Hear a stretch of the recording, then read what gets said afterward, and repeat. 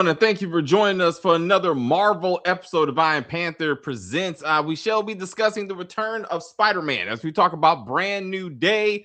What does it mean to Spider-Man? What does it mean to the X-Men? What does it mean to Punisher? And I guess maybe Daredevil, I guess to an extent. And Secret Wars, and that kind of stuff. Anyway, if you're new to the channel, please subscribe. You can like on the video. You can comment on the video. You can share the video. Did you go watch the movie? Was it too long? Did you have to go to the bathroom? I mean, I did, but anyway, that's because I'm old. But anyway, let's get to the credits and stuff. Hello, everyone, and welcome to Iron Panther Presents. We talking facts, breaking down every scene like you're watching with the cast. Yeah, Iron Panther Presents. We break it all down. Every show, every film, best takes in town. Hit like, drop a comment, let the fan vibe. If you feel what we saying, go subscribe. Hey. Iron Panther Presents. Come along for the ride. Like, comment, and subscribe. Keep us live. All right, everyone, we've gathered a team of Marvel fans that asked to do a fair and balanced review of this movie. All right, I saw it once. Chris saw it twice. Ink, I think you saw it once.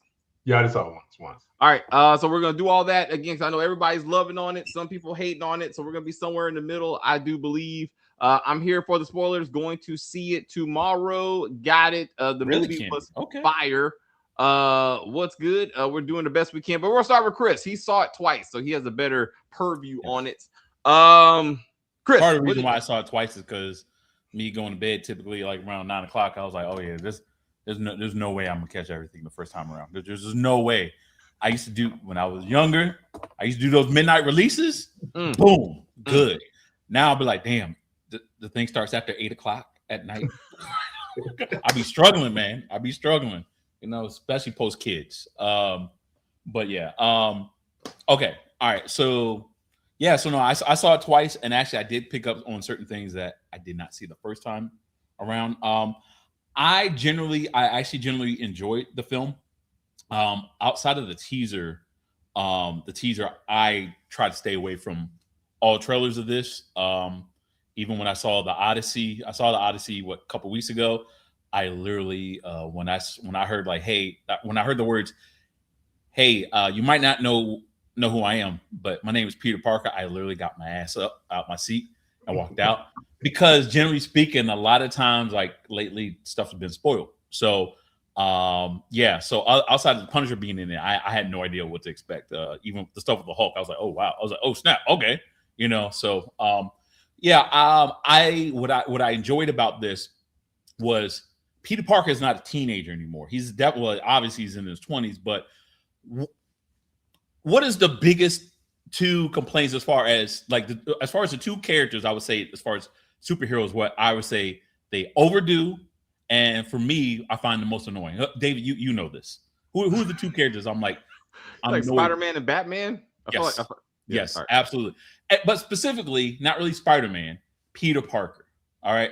Peter Parker, I am so freaking annoyed at Peter Parker. I think his jokes I find not funny. I know a lot of people love it. Even when I watched the animated series, I couldn't get with it. You know, and I was a kid. And in the 90s, I was like, like I just didn't care.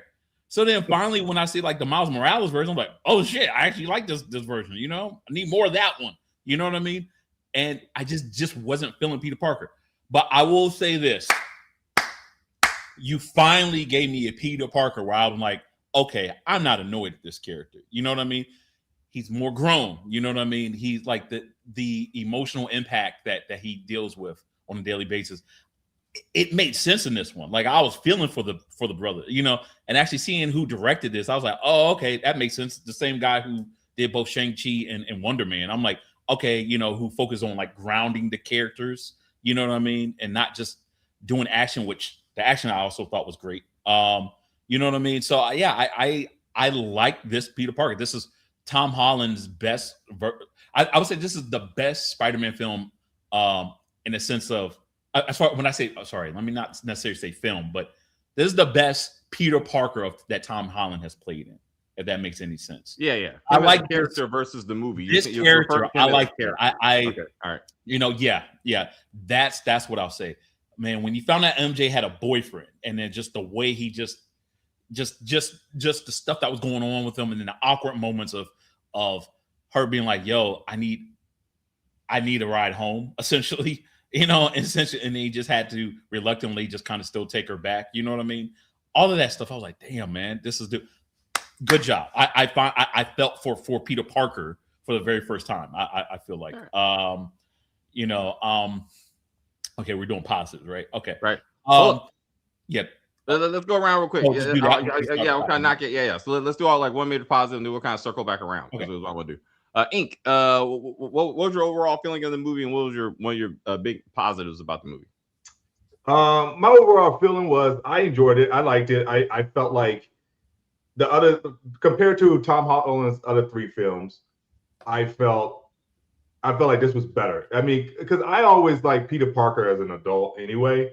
I really don't care for Peter Parker in high school. Like I just never liked any version of Peter Parker in high school. So I like him as an adult. So I definitely think I like this one better than the other 3 films. My biggest positive I would say is I love the dynamic that him and Frank had, him and the Punisher. Like the Punisher is one of my favorite comic book characters of all time.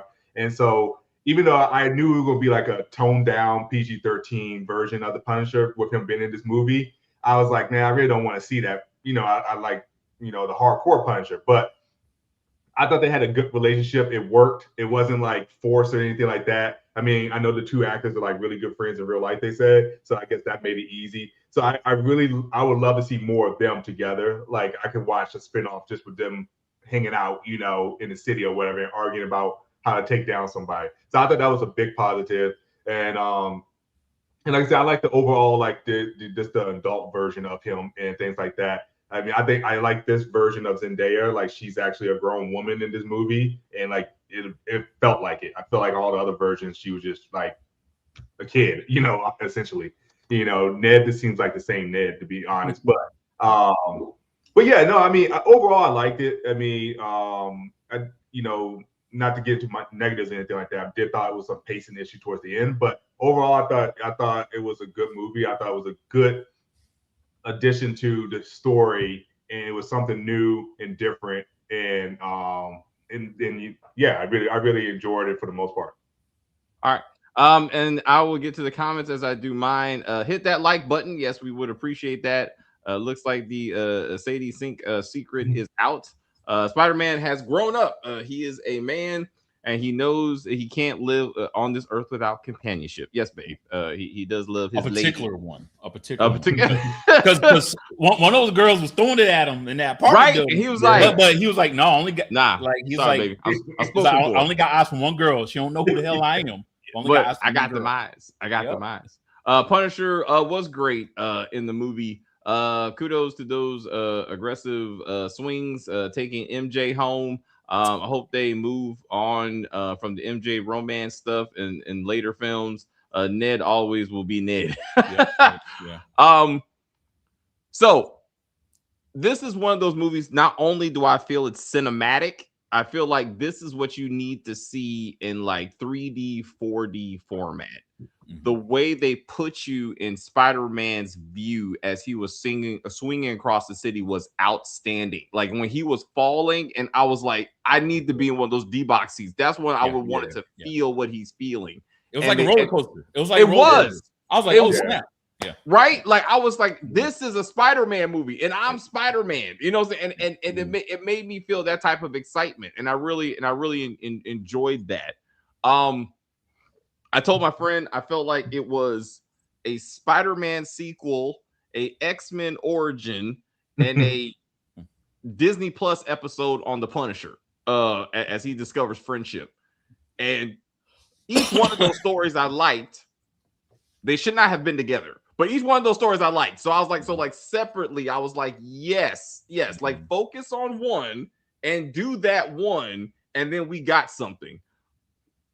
But I was like, choose your own adventure. If I had to choose my own adventure, I would choose Punisher. I would choose Punisher and Spider-Man: The Friendship, because I want to see Staten Island.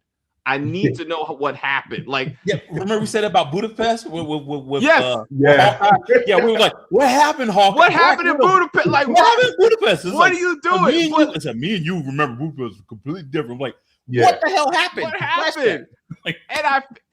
But the difference is there.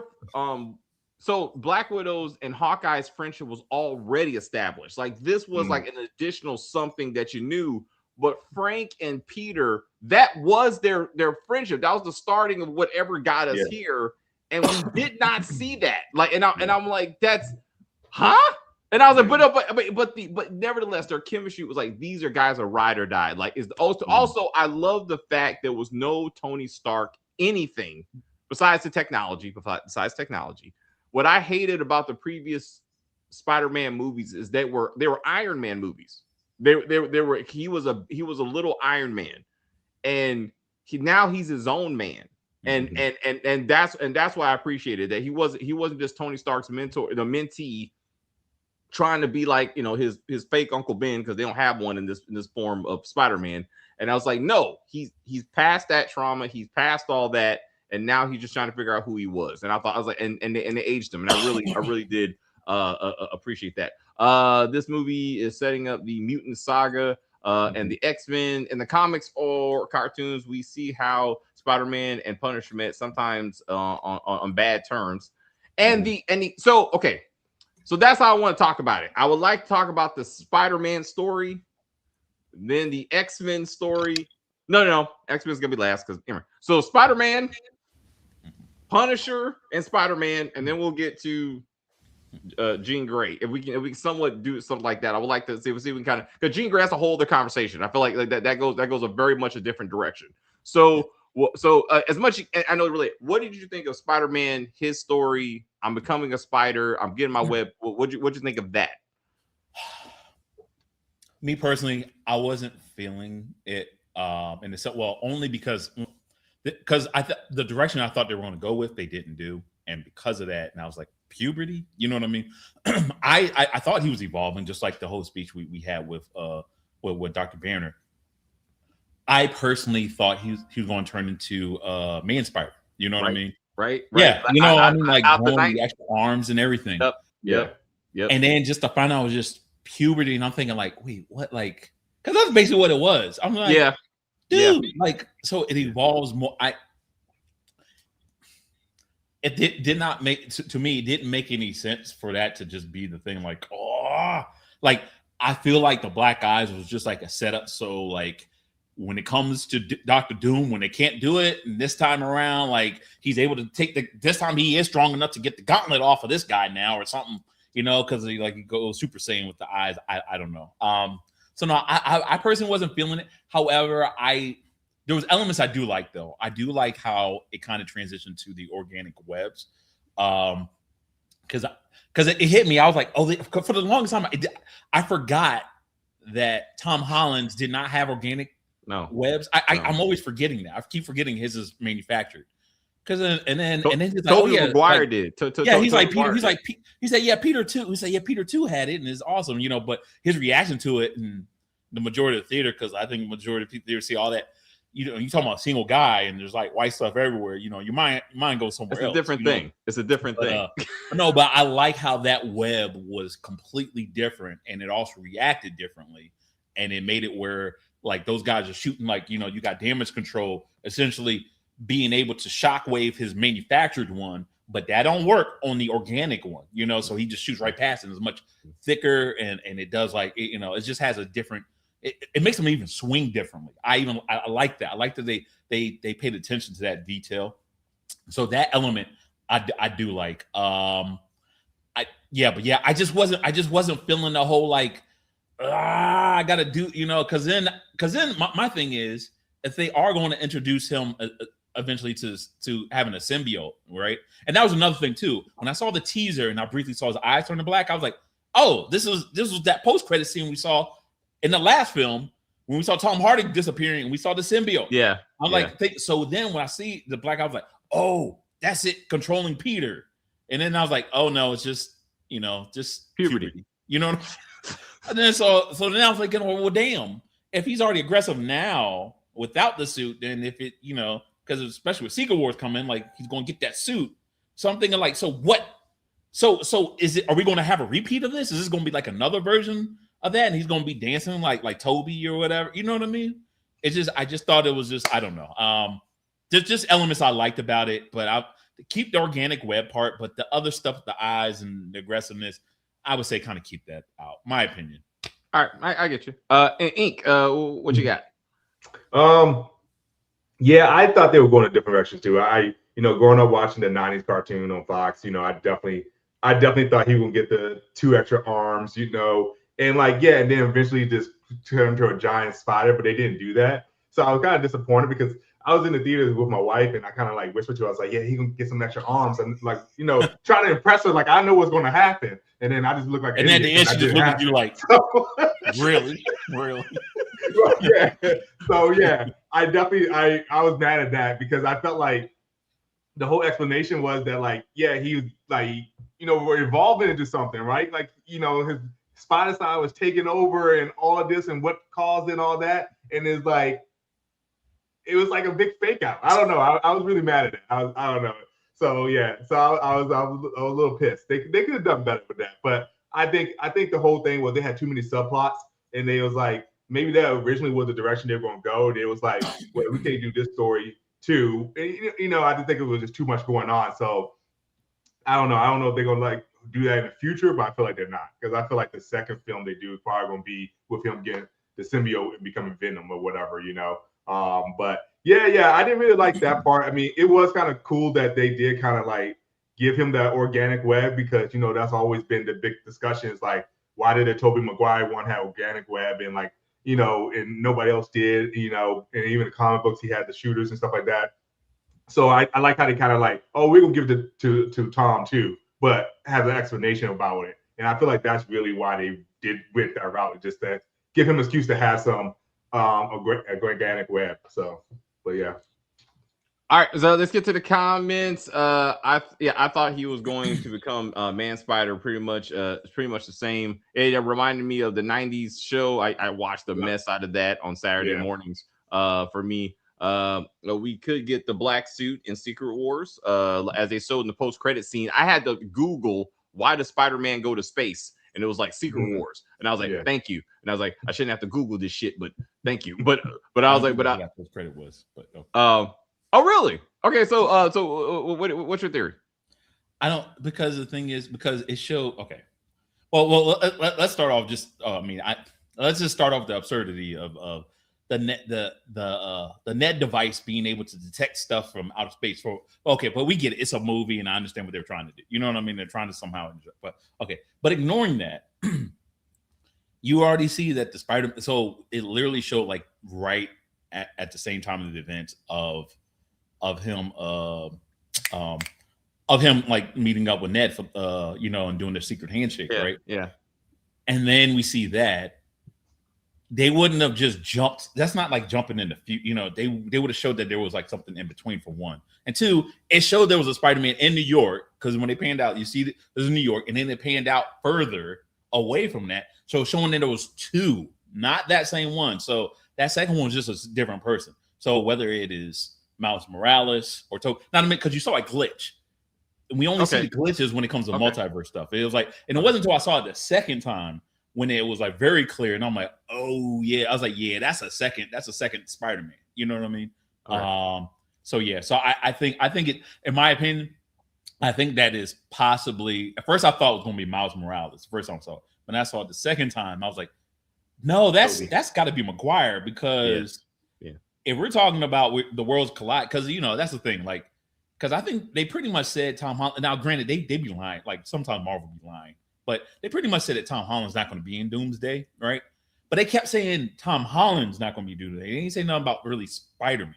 So I theorize it is Toby. We're going to see Toby, and then in conclusion of everything and whatnot, the worlds colliding, and some people get erased and whatnot, so I feel like that's pretty much who that is. I think that's Tobey Maguire. I don't think that is Tom Holland being transported into space. Damn, he already had that with Thanos. It's damn, leave the kid alone. Can he stay in New York for a little while? You know what I mean? So I get you. Yeah. No, that's a good point. I can't wait to see this. With great power comes great responsibility. Yes, which was written on something, I do believe. I swear that was in the movie at some point. It wasn't the Aunt May. The Aunt May scene. She changed up the words though. If you notice, she changed up the words. He says, and that right there is your responsibility. He says, because you have all this power. You know what I mean? So they made it less corny. I'm like, okay. I was like, all right, I see what they did there. You know what I mean? I see you. I love it. Now that he has organic webs, it feels like he is Spider-Man. For real, and not instead of a kid dressing up in suits. Last Uncle Ben. So from a Spider-Man story, I loved the opening montage, which reminded me of what they did in Fantastic Four. When it's like when they had to rush and be like, now we got to shove the Fantastic Four into this, so we're gonna give you a montage. What would have been 2 or 3 movies worth of stuff. Now here's the Fantastic Four. Like, I mean, so he went up against Tombstone. He went up against Scorpion, the Hand, and I'm like, Boomerang, and then the tarantula, the one with the little knife on the bottom of his foot. I was like, oh damn, they're bringing up like throwback tarantula. Okay, you know. So I was like, each one of those would have been a better movie, like a Spider-Man movie. You know what I'm saying? And I'm like, and I'm like, what was that? You know what I'm saying? So I like that. I like that they got all the kids outside of college, right? Like, you know, he saw them over 4 years, so now they're graduated, so they're all adults. I liked that the love story was repetitive, but it was also better. Like MJ telling him, I don't know you, so I can't love you the way you must love me. I don't have the memories, right? That is a realistic situation, and it's hard to hear, but it's true, right? I thought that was better than what they did with Gamora and Star-Lord, which I thought was bullshit. Because, like, this is the same woman maybe a couple of days before you meet her, but now all of a sudden she's like, by Guardians of the Galaxy 3, she's like, I can't love you. I don't know who that other woman was. That was you 3 days later. Like, what are we doing? Like, so this made more sense, right? And he had to deal with it, right? And to make it better, so not say that sound like a negative, she should have been there when he woke up. Like, I don't need to see the picture. If the picture's there, she needs to be there to say, I don't remember, but I'm willing to give you a shot, right? Like, let's see, maybe we could have something. So instead of Ned, he already established his relationship with Ned with the whole Legos thing, right? We don't need to end with Ned. That's not the emotional hook. It's MJ. It's MJ, right? So we need to get back to that. So I thought, Timmy, but I thought that was better. And what else about his story? Aunt May coming back was just stay positives. Aunt May being there, being the voice of reason, even as a memory. I thought that was sweet. He went to go see her every day. I thought that was sweet. Like he still got that, but he can move on. New York. Huh? New York. I thought New York, it was a positive. How New York this movie was. I don't know why I say it like that, but it's like like if you watch like stuff like The Bear or whatnot, there's like stuff where you're like, oh yeah, this is the city's a character. This is like one of the first Spider-Man films where, I mean, yes, you know that Peter Parker's in New York City, whatever. But this movie felt so New York. You know, if that makes any sense. No. When it was, to your point though, when he wakes up and everyone's outside cheering his name and his name is on the bridge and all that kind of stuff. You're right. It felt like the city is with him. Right. Like he's a hero of the city, and the city's rooting for him. And not even that, but even his accent, something I didn't even really hear from Tom Holland before. Like, I know in the past he has tried to do a Queen's accent. You know what I mean? Yeah. But when he's interacting with the Wolf, with Detective the Wolf or whatnot, and he say, oh, it's like, you trying to do our job? Like, you know, she hits him with a New York. It's like, you trying to do our job again or whatnot? And then he says, hey, I'm just a volunteer. Like he sounded, I'm like, damn, that's right. He's British, but his New York accent right there, when he said like, he's like, hey, I'm just a volunteer. Like the way he said it, I was like, oh shit. I was like, Tom Holland's he finally got it. Like he finally is getting the lingo, he's getting that accent right. I was like, okay, I see you, Tom. I see you evolving, you know? Okay. You know, so yeah, it was really cool. And New York actually loves him again. You know, no Jameson in this movie, so right. You know, so I guess like so it is kind of different to actually have like everyone pretty much love him, including the cops. Like, I would never hurt you. I love you. You know, so it's It's funny you should bring that part up. What does Peter Parker do for money? Yeah, like, I was about to say, how does he afford flowers every single week? How does he afford anything? Every week? Every week? Like, is he going to the grave every week? Yo, like, that's a lot. Like, at first I was like, okay, you're going to do it maybe the anniversary. So I was like, right, so maybe 4 years, 5 years. Right. It's like, no, wait, you definitely went there like at least 10 damn times. Like this in this movie. Like, so I'm like, what do you do for a living? You're not a photographer working with the Daily Bugle. So what do you do for money? Like, I'm like, this. He steals from people. He steals. He must be like, I mean, I'm saying, like, if he was selling photos of himself to, like, you know, CNN or something, like this, just to get back to what the story is supposed to be, but he's not going to school. Why doesn't he have a damn job? Right? All he does is fight crime, and he's doing that for free. Like, this doesn't make sense. Do you think we'll see Miles Morales someday? They already teased his uncle in Spider-Man Homecoming. I think contractually we can't. I don't think they want to. I don't think Sony will let them. I don't. To me, that's my thought. Why you say that? Huh? Why you say that? What you mean? Because I think Sony owns the characters. So yeah, Sony owns all the characters, even part of Peter Parker. What you mean? So I don't think they're gonna. I think Sony's gonna want to do Miles Morales live action. I don't think. No. No. If anything, if this movie is on this, okay, Thursday previews of this damn movie of Spider-Man outsold Endgame. Okay, it made $15 million. I'm setting this up for a reason. $15 million on $50 million more dollars than Endgame did. Right.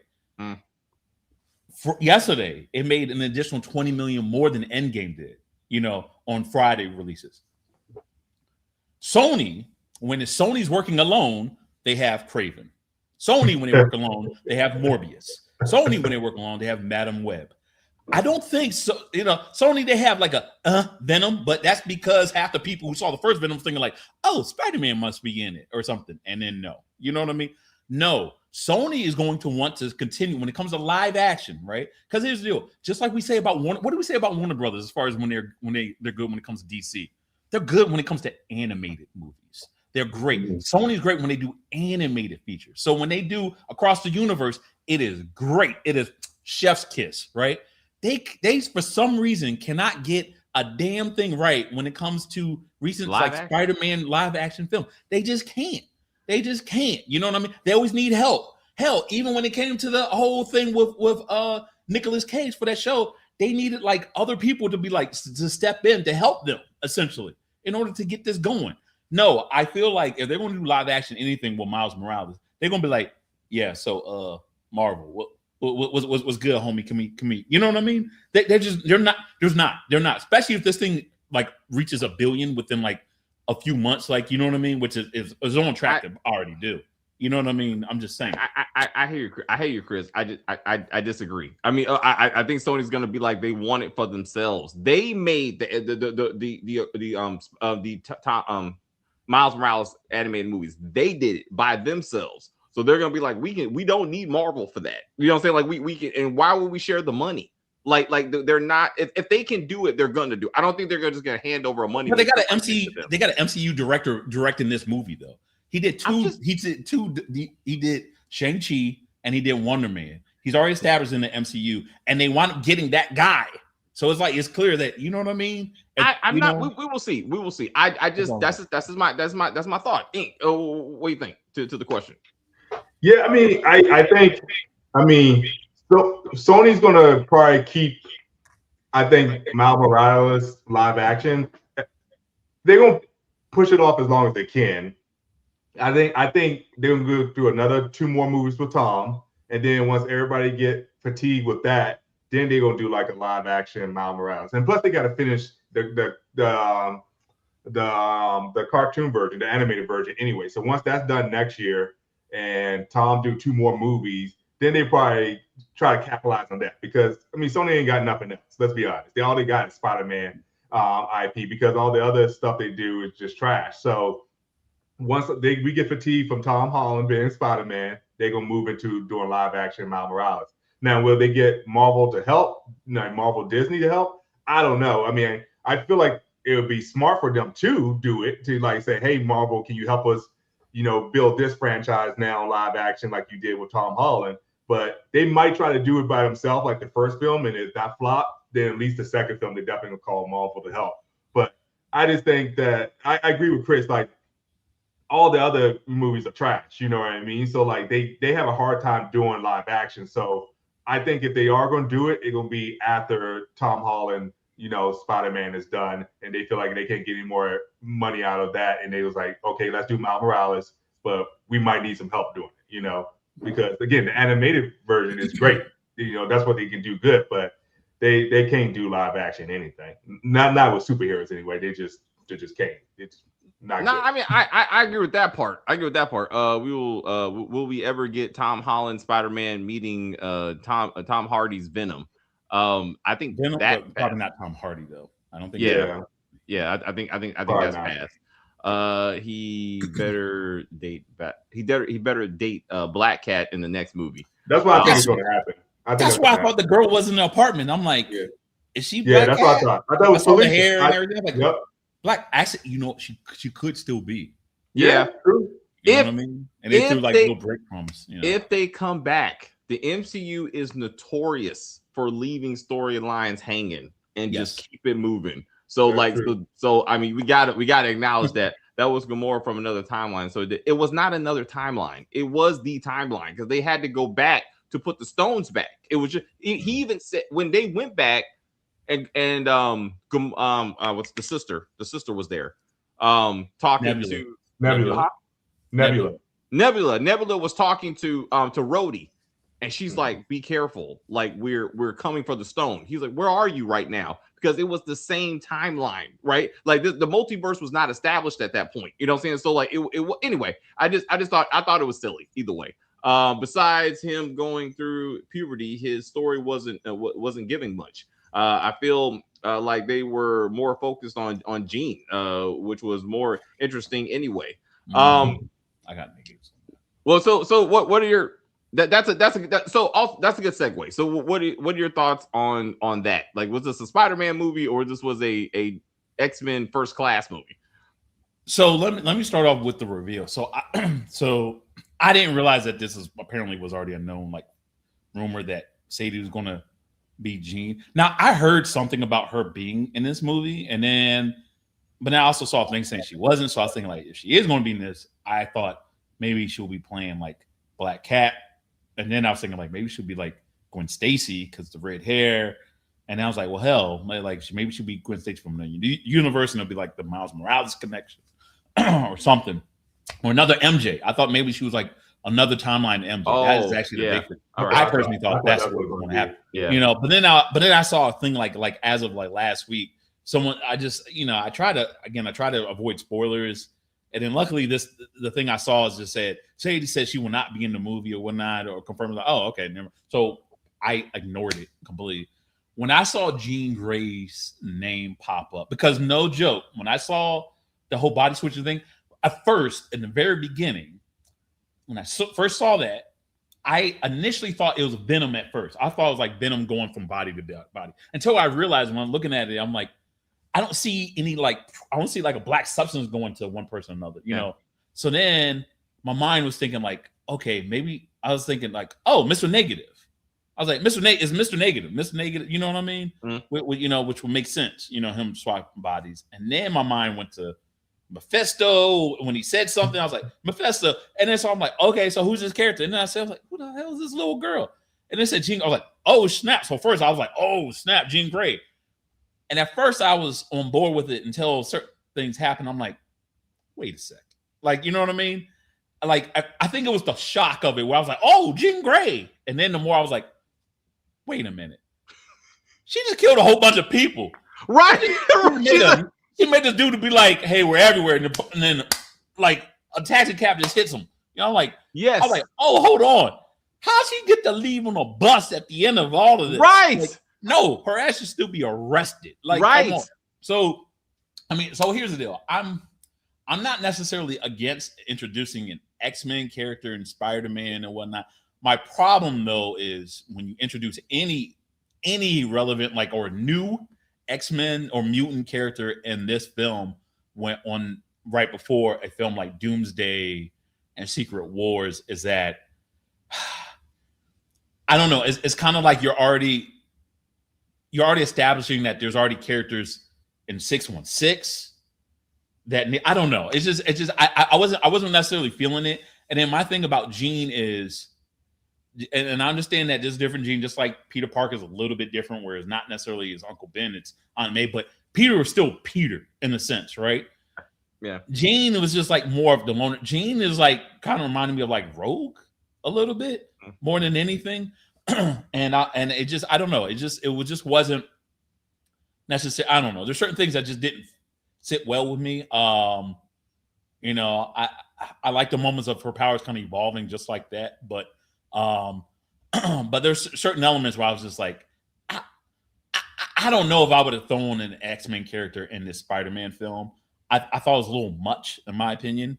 I would say keep it focused. Actually, have an actual straight villain. Just have like an actual normal villain. Do damage control, and damage control gets. I thought Scorpion was going to be really like the Scorpion in their hand was going to possibly be like the real villains, and maybe damage control put something on them, and essentially they'll be like their version of like the Hulk or something. You know what I mean?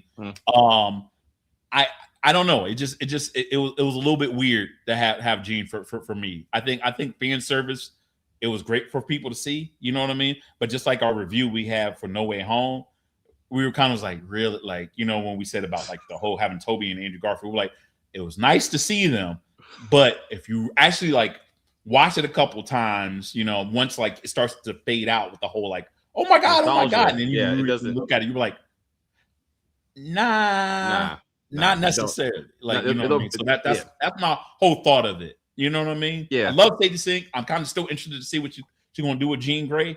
Yeah. You know, but I don't think there's the avenue to introduce her, if that makes any sense. I agree. Ink, what are your thoughts on the Jean Grey origin story? Yeah, when I first heard that, you know, Sadie Sink was gonna be in here, because that's the only like spoiler I heard, because like I try to stay away from trailers and all of that too, and stuff on the internet. I thought she was going to be a version of Mary Jane. It just made sense to me, but she wasn't. And when somebody was like possessing all the bodies, I was like, who is this? I was like, what villain can do this? And at first I was thinking like Chameleon or whatever, but I was like, no, because he like can, you know, shapeshift to somebody. I was like, he can't take over somebody's mind. So I couldn't figure it out. And when they introduced that it was her, I was like, yeah, she is a powerful telepath. She's an Omega level mutant. But like I thought it was cool that it was a different take on how she take over people's mind and stuff like that. But my thing is like, I get that after Secret Wars, the whole new saga will be mutants, and you know they finally got the X-Men, you know, IP, so they definitely gonna do that and all. And I feel like if you're gonna introduce like mutants into the MCU, like I don't mind them doing it this way, like you know, being part of somebody else's story. Versus like, you know, when they first, you know, Marvel first started, you know, each Avenger had their own movie, and that's how they were introduced. And I can see them doing like the mutants, like, okay, in somebody else's movie, each mutant is going to be introduced or something like that. But they don't have time to do all that. So I don't understand why they would do that with her. And then like when they do finally create the X-Men and introduce Professor X and all that, that's still a lot of characters. Like, how are they going to do that? So I don't know. I just feel like since this was like supposed to be, you know, Tom Holland's first like Spider-Man where he's like by himself, where he don't have Tony Stark technology and he just fighting street level villains, it should have been a street level villain. I mean, you bring in an X-Men that's like not just any mutant, but Omega level mutant. You know what I mean? Yeah. Like she's so OP, and it just doesn't make sense for what they're trying to do with his character. Like he's supposed to be this average neighborhood friendly Spider-Man that help out the cops and stop bad guys and robbers and stuff like that. Why is the quote unquote antagonist so powerful? You know, it just I think that part of it didn't make sense. I mean, I think her whole storyline, and I think Sadie Sink did a great job playing the character. And like kudos to her. I mean, like I think she's gonna in the future, like she's gonna be a great Jean Grey, 100%. Like. But it felt like a mismatch. It just didn't make sense for what the movie was supposed to be for, like his character of Spider-Man, like going up against somebody that powerful. Like it, you know, and then it just didn't make sense to me on that. I agree. I agree with both of you. Please hit the like button. The X-Men are coming to the main MCU timeline after Secret Wars. So again, why are they introducing? You said after. You said after Secret Wars. So why is Jean in this movie? Because we're not going to see her again for another 4 to 5 years, you know, and then because when she's on the bus, somehow Peter let this murderer go. Where is she going? Like, is she going to Charles? Because that's the only thing that makes sense, right? Like, someone is calling me. He says he can help me not be a murderer. So I'm going to move on, right? And somehow Peter's like, cool. You threw my girlfriend off the roof, though, right? So now I got to murder you myself. Like, I don't want to, but I got to, right? Because you threatened I loved that scene, though. When she took over MJ and it looked so genuine, right? That was so cruel. That was so cruel. So good, though. And I'm like, she is a beast. Like, this is not the X-Men that we're going to be rooting for. She cannot be like, this doesn't make sense. But this took me to First Class because Magneto in First Class was awesome. Because you understand how he became who he was, right? Mm-hmm. And what I wanted them to go Sebastian on this. I wanted them to be like, Peter's like, no, you can't kill him. I know he killed your sister, which we never saw how, when she died, none of that shit. So she kills that dude. Like, hey, look, Peter, I know you telling me I need to calm down and be better, but he ain't walking away from this. So after I kill him, we can have a conversation, right? Like, that's what I needed. That's what I needed to justify any of this stuff. But I'm like, this was, and then we talked about it. They went Thunderbolts on this. Like, when regular people are fighting almost a god in Century, they're like, we're not fighting you. Let's just talk about it and hug it out. And they're like, But this was worse though, because this was worse because this was worse because the thing is though, all she does is like she goes into your mind. Somehow, I mean, I know they're gonna be like, "Oh, Spider-Man's hormones is the reason why it kind of come back." I'm thinking like, she's okay. I was like, I get it. She was kind of like not that powerful in the beginning necessarily, but she was powerful enough to take over like one of the smartest men's mind in the world with Dr. Banner. And if you want to think about it, when it comes to Frank Castle, when it comes to telepaths, to enter his mind, Frank Castle is the guy who's literally able, because he's so messed up in the head, he's able to kick those people out. Look it up, you don't believe me. So which I was kind of surprised, like, oh damn, like she's able to take over Frank Castle's mind. You know what I mean? So like Frank Castle, Deadpool, there's several characters where it's like, good luck getting into their minds, because they're so screwed up. So I like when I saw the thing with Peter Parker, I'm like, what? I was like, okay. So I was like, all right. So he better. I guess I was like, that's why I was another reason. I was like, he has to be turned into Spider, like Man Spider. That's the only thing, because he has to be feral or something where it's a jumbled mess. You know what I mean? His brain don't work. That's the only way to explain it. But then I remember what they did. That they did the BS in the last film when Doctor Strange kind of pushed him out of his body. And he was like trying to grab the thing, the time, the thing. Yeah. And then I guess the spider sense, but I think that was meant more of a joke thing, Yeah. But yeah, so I didn't understand that. And to what you were saying, David, the thing about Jean, the problem that they now are faced with, which we will always remember with this film, even years from now, they keep the Sadie Sink character, as awesome as she is when we're watching X-Men, whether it's like 4 or 5 years from now, and we're watching her like save the day, or she's stopping like Magneto or stopping whoever, and be like, no, you can't kill. You can't don't kill him. We're gonna be like, Heifer, you killed all those people in New York. Back in 2026. Like all the people you killed, you threw a girl off the freaking roof for what reason? All because this dude got in your way. So you took it to the extreme. Yo, because no joke, I love that scene too, but at the same time, that was another reason why I was like, it didn't fit that was Jean Grey, because I was thinking like, I was like, oh, in that case, then she could never become an X-Men. That's what I'm saying. You can't ever have her become an X-Men, because that was extreme. All this, it wasn't like Spider-Man was the one that killed your sister. Right. All he did was you knew he was a hero. You know what I mean? You could just like knock him out and he's like have no clothes and put him on the other side or whatever. But you threw his girl off the freaking roof. Matter of fact, he did that. She did it again with that security guard. He said, "Hey, Spider-Man, catch me, won't you?" That was the first time. Like I was like, "Yo, girl, what you doing?" So so it was a badass scene, very cruel scene with the MJ thing. I don't know what was worse, her getting thrown off the roof, or her like pretending to love. Tom Holland just snatched it out. The manipulation was worse. That was worse than throwing her off. Yeah. From a Peter perspective, that ripped his heart out because he was like, I thought, like you remembered, and the callousness of it that she was like, you believe that, right? Like you really thought she believed you or some shit? Like no, that was just me, baby. I would have smacked the shit out of her. Like after like right there in the movie, we're like, it's all good. Hey. That was fucked up. Like that's for MJ. Now you can go. Get on that bus, and I don't want to see you again. Like, but I gotta do it. You know what I'm saying? Like, so that goes to Doctor Strange could have excluded MJ and Ned from the spell in No Way Home. So this is where we get into the continuity issues. Mm-hmm. The MCU at this point is too big, and it starts not to make sense because everybody knows Spider-Man, but they don't know Peter Parker, right? Right.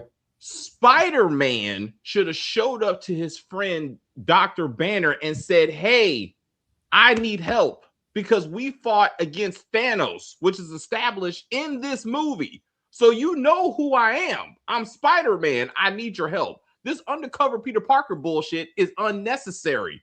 Like, you have so many people that know who Spider-Man is. When Yelena who was unnecessary. Yelena should not have been in this movie in no way, shape, or form. Yeah. Because once she's in this movie, then you got to ask the question, where were they at the end? Where were the New Avengers? Right. No. But specifically, Captain America, the new Captain America and Bucky, who fought with Spider-Man against Thanos, who wouldn't let him hang in when he's fighting the Hulk. They would have been like, we have to go get into this, right? Like we know what this is about. We know Spider-Man. This doesn't make sense.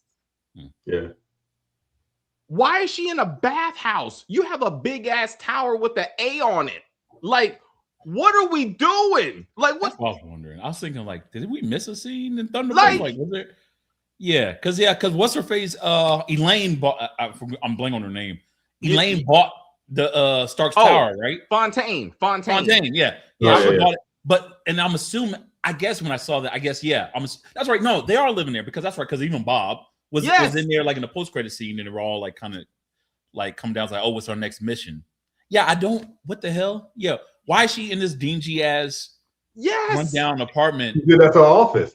I guess she in a bathhouse. No, that was a bathhouse. But she's called it her office though. But I just assumed that was like a Russian thing. I don't know much about Russian culture, but I maybe I need to look it up. I just assumed they like to hang out at bathhouses. I thought that was like a Russian thing. But again, doesn't make sense because she's like, this is too small potatoes. We need bigger potatoes. Like we do big potatoes. Like, what about you mean talk about the Fantastic Four, right? Because last time we saw you, the Fantastic Four showed up. So where are they at? Like, I'm like, there's so many different things that are fucked up at this point. Like and you know damn well. I think this is supposed to take place before that Fantastic Four showed up. You know how Marvel going to do. Marvel going to say this take place before that post-credit scene at the end of that movie. That's what they're going to say. So the Fantastic Four hasn't come yet. So they're supposed to come right before. Or they did, and they got them locked up somewhere. And you know what I mean? They're like, it's like, hey, y'all still giving us like this whole like your heroes and your universe thing. You know what I mean? That could be a thing too, where they just locked up somewhere. I mean, but it's too many inconsistencies because and my thing is, and I didn't like how bold she was with it because I'm thinking like, no offense to the new Avengers, with the exception of Sentry, right? But Spider-Man, at least this version of Spider-Man, I'm sorry, Spider-Man whoop all y'all asses at once. Yeah. So it's just weird that it's like this dude battled. Like, just think about what the new Avengers had to deal with, right? And then to your point, it was just really through the mind, right? But just think about like Spider-Man doing like I guess Frank helped a little bit towards the end, technically. You know what I mean? This dude was doing it by himself, essentially. Yeah. You know what I mean?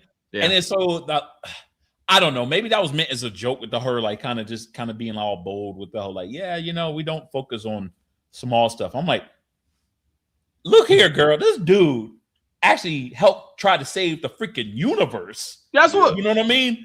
Y'all weren't even around, with the exception of Bucky. You know what I mean? Bucky is the only one out of all of y'all. He actually got power. Yelena, she don't have any power. She's just a Black Widow. So like, I thought that was funny. She got a gun though. She got a gun. Yeah.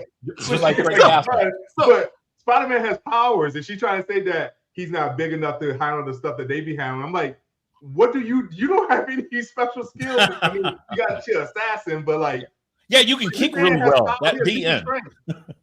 It was will this Jean get her Phoenix Force? I thought she had the Phoenix in her. The way she was acting, I was like, oh, the Phoenix must be in her. That's why she crazy. Like I'm like, we need to get to that because this. How do you feel? Speaking of that, how do you feel about the fact that now that the fact that they have like a really young Jean? And what I mean by that is, okay, fine, yes, the X-Men is part of a school. You know what I mean? And we did kind of see a little bit of that in First Class, but in other versions of it, we always see like the school's already established. Yeah. And the kids, I mean, at least the original kids are already kind of grown up and they're like professors essentially. Yeah. So like Cyclops and Jean. Because I know for me, I don't know. I mean, I'm curious to see what they're going to do, but I was kind of like, I was like, okay, so we're going to start off and do another First Class again. Is this what we're going to do? Is it going to be like a teenage bopper where you get a young Cyclops and whatnot, and the only real adults out there is possibly just really going to be like possibly Beast and maybe Storm. You know what I mean? Like what do we, you know? Well, see, this is where we're discussing off camera. I feel like then Storm should be introduced in Black Panther 3 at a comparable age. So then she could join these new X-Men. Like they're gonna also, and I was thinking about this. I hope they don't bring back Hugh Jackman as the main Wolverine. He can still be a variant, but we need a new actor. Yes. They cannot put this Jean fall in love with this old ass Wolverine. Like that's not creepy. That would be very Woody Allen. Yeah, right. Like that's not okay. That's not okay. Like we need to. And so this is more reason why they're bringing back Patrick Stewart just to kill him. Like again, like you know, it just makes me more sad for Doomsday because they're bringing these great older actors back just to wipe them out all over again. So this will be the fourth time that Stewart dies. Yes, does he die? Yes. The fourth time he freaking dies. They're like, damn, this dude knows how to die real well. Sean Bean, him and Sean Bean, bro. Like that's what they do. That's what they do. Jean is just a teaser for what's to come, but it's again, this is 4 years at minimum. You're talking about 4 years minimum, right? Because next year, the only thing they're doing next year is Secret Wars. No other Marvel movie is coming out next year but Secret Wars or TV show at the end of the year or TV show. Like there's nothing to build on this. Also, her control Hulk. So the Hulk, Bruce Banner being in this, I'm going back and forth on whether or not this was necessary because the genetics part I understand, but once again, why are they resetting these characters? This is the last time we saw Banner. He was smart Hulk because he worked on himself, and he's like, I put the brains and the muscle together. Right. Now he just a dude who can't control himself, so we're doing this bullshit again. I'm like, why are we redoing this? Like this. I have a theory. I have a theory on that. So okay. So when we had Smart Hulk, so a couple of things happened in the corporate world, like recently in the last couple of years. The whole thing, the agreement with Universal and the whole thing when it comes to distribution rights, it expired just a couple of years ago, which now allows Marvel, like Disney Marvel, to do whatever the hell they want with the Hulk. Before they couldn't. Before it was like outside of like if you rewatch the Edward Norton movie, it will say, it literally says it's a Universal. It's a Universal movie. Yes. Yeah. It was Universal. Yeah. Marvel was not like they kind of was like they went to, you know, but that was also when Marvel was kind of brand new. Like they only did Iron Man before that. You know what I mean? Yeah. Well, Paramount owned that property then. Like all the first, it wasn't even Disney. Yeah, like, Mark. But now they got to the point where they're just like, you know what, screw it. We got all these other characters. Hell, we got even Guardians of the Galaxy, which is like a bunch of. We'll make $1 billion even off of these no names. You know what I mean? And then now that it got like literally, I would say probably like the third most famous Marvel character ever. Now that they actually own them, you know, now they could do what the fans pretty much love. I personally, here's the deal, Dave. I understand what you're saying because I get the whole reset. I'll tell you why I was actually all right with it and why I was actually kind of a big fan of what they did with this whole thing with Banner. Because if you remember, like, I don't know if any of y'all seen, well, I mean, I know David did. Me and David, like, we all did, like, Welcome to Derry. But one of the big things that they had with one of the characters, one of the psychic characters was suppressed memories, right? And they're like, the whole thing was like suppressing certain things that was in your mind and whatnot. And one of the things that they were able to do was in that film, like one of the powers of him seeing like dead people, whatnot, he was able to lock it in a box. That's pretty much what Banner said toward an Endgame, essentially, was saying like how I was able to trap him. I was able to trap the other guy away. When Jean essentially kind of like messed up his mind, she essentially kind of did what Pennywise did and kind of like hit that box open to allow the other guy to essentially escape. You know what I mean? And then so now again, I understand what you're saying, though, but again, I mean, to your point, they shouldn't have established that in the last film, but I'm all right with it because now we actually get the Hulk that we want.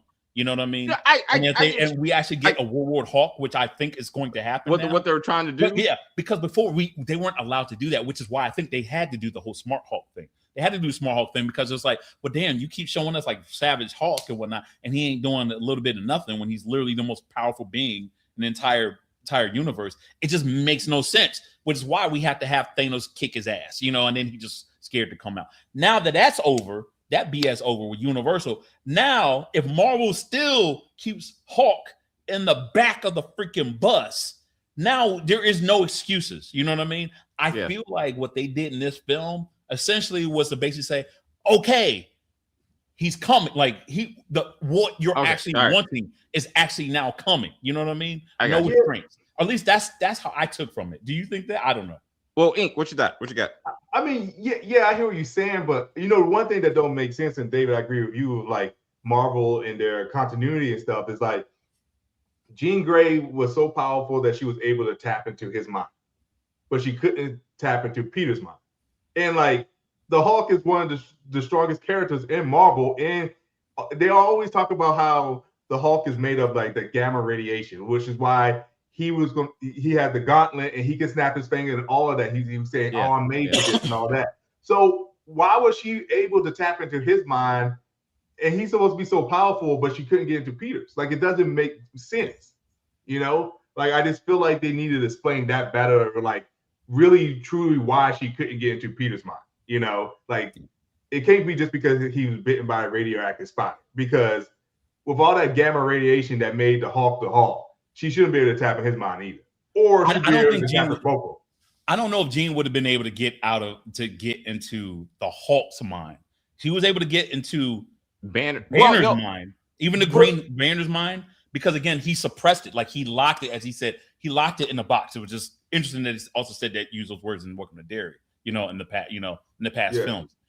But so she was able to get to that part. To your point, I also would still agree that there's no way that Parker is able to block it out, especially, and again, like to your point, like when not only the Hulk is able to block stuff out because he's just savage. Same thing with Frank Castle. You know what I mean? So I feel like that should I feel like if only she was able to get into Parker's mind from the jump, you know what I mean? Mm-hmm. It probably wouldn't be as bad. You know what I mean? Yeah. But then it does look kind of bad, whereas like, you know what I mean? Like, I think it would have been a whole lot worse if she was able to control Savage Hulk, if that makes any sense. If she was able to control that version, then I'll be like, oh, get the F out of here. You know what I mean?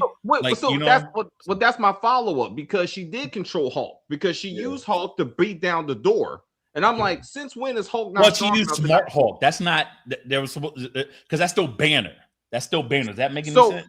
I understand what you're saying. He's in there, but he's not. I hear you. So we should have saw, to my point, they should have showed that. They should have showed like when he broke free and he started to get bigger, she should have been like, I can't control this wild beast and I gotta go. Like this guy's too scared. Then I would have been okay with it. I see. I see. Then I would have been okay. Anyway, real quick, Stark money. That's how that's how Peter is making his way. He got money. Yeah. Peter Pan got over $1 million from Tony's life insurance. I would believe you the way their relationship with. In fact, he should have been working for Stark Industries. He clearly still has Stark Tech in his apartment. You know what I'm saying? So even that would have been something. But I was like, and we didn't have to see Pepper, but I'm saying, and we didn't have to see Happy. But this to me, that would have been something. Sony won't give Disney/Marvel the full rights to Spider-Man, similar to Universal never allowing Hulk to have another film. But the Universal thing is done. See, Universal messed up because Sony is able to still rewrite that contract because it was no expiration. Universal expired like just 2 years ago. So it's screwed. So that was the thing for Universal. Now the Universal thing is over. The Sony thing, I think Sony was like contingent to seeing how bad or how good the MCU was going to do with Spider-Man, and seeing how good it is. Yeah, to your point, they ain't letting go. They ain't letting go of Spider-Man at all. Like so I also thought this too. The little boy that you saw when he went outside the hospital could have been Miles Morales, but he is young. And he didn't look Puerto Rican. Like he looked some kind of Latin, but he didn't look like Dominican. He didn't look black. Let me say that. I thought the detective son. I thought I was going to say the detective son was going to be my because he's like, you don't remember his name. He's like, oh, Poppy or whatever. Oh my, right. Because he said Poppy, right? Because he's like, come on, Poppy, right, right. And then so when he said that, right, I was like, oh snap. So the whole time I'm like, oh, it's like what's? But then I was like, DeWolf. I was like, is DeWolf a first name or last name or whatever? I was like, or maybe she didn't take her husband's name because I know it's really supposed to be her father's supposed to be cop, but maybe they switched it or whatnot. No, and then it's like, isn't it, and then it was like EJ. I'm like, who the hell is EJ? Yeah, so other than the shy. No, but you're right though. That would have been a great like Easter egg. Again, though, they have to clear that with Sony. They got to be like, hey, we're dropping this thing because once we get past Secret Wars and it really Tom Holland hopefully moves on in his acting career. You know what I'm saying? They need another Spider-Man. And then Miles could take over. We've seen Miles' Uncle Aaron in Spider-Man Homecoming, played by Donald Glover. So they could tie back to that. And then we should have got Savage Hulk since day one. But too many times we did get him, but then Banner immediately brought him back. That's what happened in Avengers. He went crazy on the ship. Then all of a sudden he could control his rage once the battle started. Then in Infinity War, he got his ass whooped. Hulk didn't want to come out no more. He was like, "Come on, like I need you." He was like, "No." Now, and I'm like, so I'm like, again, I feel like I think they could have did this without Banner. It just took it another direction, and then he never went back to check on this man. He fell from a skyscraper. Like, you have to assume that he was turning back to Banner as he was falling. This motherfucker could have been dead. And Peter was like, I got other things to do. I got to put this girl on the bus. I'm like, no, you don't. Like, go check on your friends, bro. Like, it just, I thought, again, it just seemed like a random scene. This would have been better fit having him, like, lose control again, all over again, and in Doomsday. You know what I mean? I know Doomsday is supposed to be, like, already packed with a bunch of shit. You know what I mean? But yeah, to your point, you could have done it in a different property necessary. You know what I mean? Yes. And this is the problem I had with the last film. And I would say the last film, I know, I'm gonna get crucified saying this about No Far Home, but last film was pretty much a cash grab. That was a cash grab, member berries nostalgia film. That's really what that was. You look at the plot, like I said this in last review, you can look on Iron Panther Presents and type in Iron Panther Presents No Way Home. You'll see one of the things I said in that one was like, if you dissect it, you look at the plot was dumb because it was all because I want to go to MIT and now the world is now collapsing because I wanted to go to my number one choice school. Like, no. So it was just weird. It's just I found that really weird and just and just having all these characters, Jamie Foxx and everyone coming back was just kind of cheap. And I feel like that's kind of what we got having the Hulk in there. I love seeing Frank Castle. I know you were saying that was a positive for you, Ink. I'm a little bit iffy about this because when I first heard about Frank Castle coming in, I was completely against it because I was like, you can't do that. Like, you can't bring Frank Castle in this. And I know he had some run-ins with Spider-Man. And then the more I thought about it, I was like, okay, I can see. After I saw the teaser, because that's the only one I saw, when he's like shooting through the film, I'm like, okay, this could work. But in my opinion, but then the way it only works when you talk about Frank Castle and who he is Frank Castle does not revert back. Frank Castle like tolerates even heroes, right? He respects heroes. Like his number one hero is Captain America, but he even told Captain America to his face in Civil War and saying, "Look, you're a hero. I will never hurt you. You know what I mean? You are everything you're completely different from me. But at the same time, I gotta do me," which caused Steve Rogers to literally beat Frank Castle to the inch of his life because he, and Frank Castle just lets him because he knew he wasn't going to change. Having him in this film and having them have this coming to Jesus moment at the end and saying like, he's like, are we friends now? Whatever. I'm like, no, Frank Castle can't have friends. He can't because then what happens now? Like after this, and then if you do like another one shot or whatever you have in him and he's moping around, are we gonna be like, dude, just call up Peter? Like, you know what I mean? That's all we're gonna have to say. You know what I mean? And him talking about like, this is the most bravest thing I've said. This is the most bravest thing, him taking a bullet for someone. Insane. Like, insane. Stop it. You know what I mean? And I'm thinking to myself, Frank Castle, you actually did the right thing. Everyone is freaking frozen for the next several miles. People are dead. You know what I mean? Yes. You don't know what this little girl. I'm sorry that she's like a teenager or whatever, or however old she's supposed to be. But no, she deserved that bullet. You know what I mean? Don't apologize to him about that. Yeah. And then that's why I was like, maybe y'all shouldn't have had him. Maybe it should have been like bring Murdoch back. You know what I mean? And I get it. You kind of needed a character that was like different than Spider-Man, and maybe Daredevil is probably too similar to Spider-Man as far as morals goes or whatever. But I don't know. Use other street characters like possibly Luke Cage, where Luke Cage has questions certain things more than Peter does. You know what I mean? There's other characters you use. Having Punisher is, even though I love the dynamics and I can see the chemistry between the two actors, just like in Odyssey. You know what I mean? It just the way it wrapped up at the end, it just didn't make any sense. And I was thinking, like, did y'all just really add Punisher just for more, like, bring more cast like y'all did last film? You know what I mean? Because if you think about every Spider-Man film, first Spider-Man film, you had every film of Spider-Man with Tom Holland, he always has to have a big brother. I think it's contractual. Yeah, give him a big brother. First one, we talked about. Yeah, Stark, and then Quentin Beck.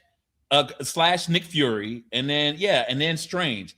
He's now in his 20s. He's a grown adult. Stop giving him mentors. We saw him mentoring Jean Grey. He's past this. Stop doing this. Stop doing this. That's just, So, Ink, what do you think about the Frank arc and how it ended? I loved it, but I can understand it's against his character. Like, I think same. I liked it, but it didn't feel right. I feel like if we're gonna see Punisher again and another kill, one last, he gonna be back to his old tricks, and it's like killing people, and it's like, well, you wouldn't kill somebody if Spider-Man was around, like, it's just, I mean, I liked his arc in the movie, but it just didn't feel real. It felt like it was another version of him. It don't, like, where are they gonna go from here with him? Like, he either gonna be the same as how we left him in Spider-Man, Brand New Day, or he could go back to his old ways when Spider-Man's not around. So, like, I don't know what they're going to do with that. I mean, I get why they put him in the movie. Like you say, he needed another big brother, so to speak, especially since he was on his own. He needed, like, one other, like, connection to reality besides, the police detective. But, like, it just, I don't know. I mean, again, I still love the Punisher no matter what. But, like, I just feel like what they're going to do next with him. I feel like anytime he's with Spider-Man, he's going to be PG-13. And then when he's on his own, he can go back to being rated R. And it's just going to feel a little, wishy-washy. It's interesting that you bring that up because I was surprised about the hard 13 they put on this movie because the language was serious for a mainstream Marvel movie, and I think because Frank was in it and they tried to mature it up so he would be what he's supposed to be, but it's still like a mainstream movie. But I had toddlers sitting next to me, and I'm like. They should have thought about that. Like, to your point, like, this wasn't the movie to put Punisher in because there was a cute little boy. He was sleeping on his mama and then she fell asleep. And I'm like, this is not a children's movie, bro. Like, I was like, and so I would have been like concerned. Like you should have told parents that, like, hey, this ain't like your other movies. Like Frank is in this one. Like, this was like a Deadpool minus. Like, but I was like, and I'm like, and so I was looking, Spider-Man appeals the most to kids, so making the film PG-13 makes sense. And Marvel Disney, the language was too hard. I just again, because I think First Class was probably PG-13. I'm sure it wasn't R, but them killing Sebastian the way they did was graphic. And I'm like, and like and I'm like, so that's what I wanted Sophie to do. Also, let's get back to the Century bullshit ending that they did. So. Because this really made me mad, y'all. And I thought, like, that memory never happened. Like, like Aunt May and Peter never had that conversation when she was alive. They made up... On camera. Yeah. They made up this scene. And the language was so vague and made no sense that somehow Jean could put herself in Peter's position, and a person that she has zero idea who she is was like, you're right. I don't have to control and kill everybody in New York City. Never mind. I don't care if this guy killed my sister, I guess. We good. Thank you, Peter, for letting me know your Aunt May. Is that her name? Yeah, Aunt May. Yeah, thank you. I was like, stop it. Like this. No. She should have took the bullet. That bullet should have hit her. Yeah. So and then Charles gets her. Charles gets her from the hospital or something like that. Right. And he's the one. He's the one that kind of brings her back, which is actually what he does. You know what I mean? Right. But like even they're like, it's too soon to bring in Charles. Right. It's too soon for that. Sure. You let her take the bullet, and Spider-Man, despite the fact that she almost killed the love of his life like 3 times, swings her to the hospital. And it's like, I got you. I whatever. I forgive you, boom, and let that be the end. But no, that's not what you do. Like, this is what we're talking about. I bet you that happens in Secret Wars. Bet. Well, wait, which part? Dr. Doom, which is Robert Downey Jr., meets Tom Holland Spider-Man, and he's like, Mr. Stark, Mr. Stark, this is not you, Mr. Stark. And bet you he talks him down. And he's like, never mind. You're right, bro. I don't know what this Tony Stark is, though, but I like you. I'm just kidding about this other shit. It's okay. I'm going home now. I hope y'all have a nice day. They're going to do it a third time. I'm saying right now, they're going to do it a third time. No, they're not. They're doing it 3 times. I hope not. Dave, I thought you were trolling just now. Are you serious? You're not serious. 3P, baby. Because he's coming back.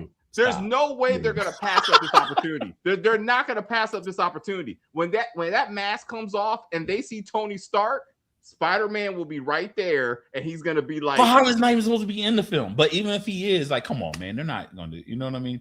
So even if Holland is in the film, because to your point, they always do... there are sometimes they be lying about who's supposed to be in films and what. I hope that don't happen. They don't. Dude, they are not going to do that. This the Russos coming back to do this too. They ain't gonna be doing all that.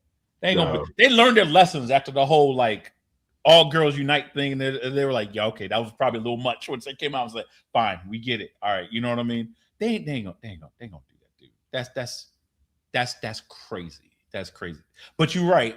Jean should have got that bullet, and how it should have really ended was was like literally like him like just like Parker like hollering at Punisher like, it's like, Frank, like you need to come. Like, why'd you do that? And Frank was like, you can't change who I am. I am who I am, or something. Right. Like that. And then that was, I would have been okay if that's how you had Punisher. Yes. But him crying and then him putting on the mask, I'm like, oh no, that is not him. Stop turning him into like Barney. Don't do that. Don't do that.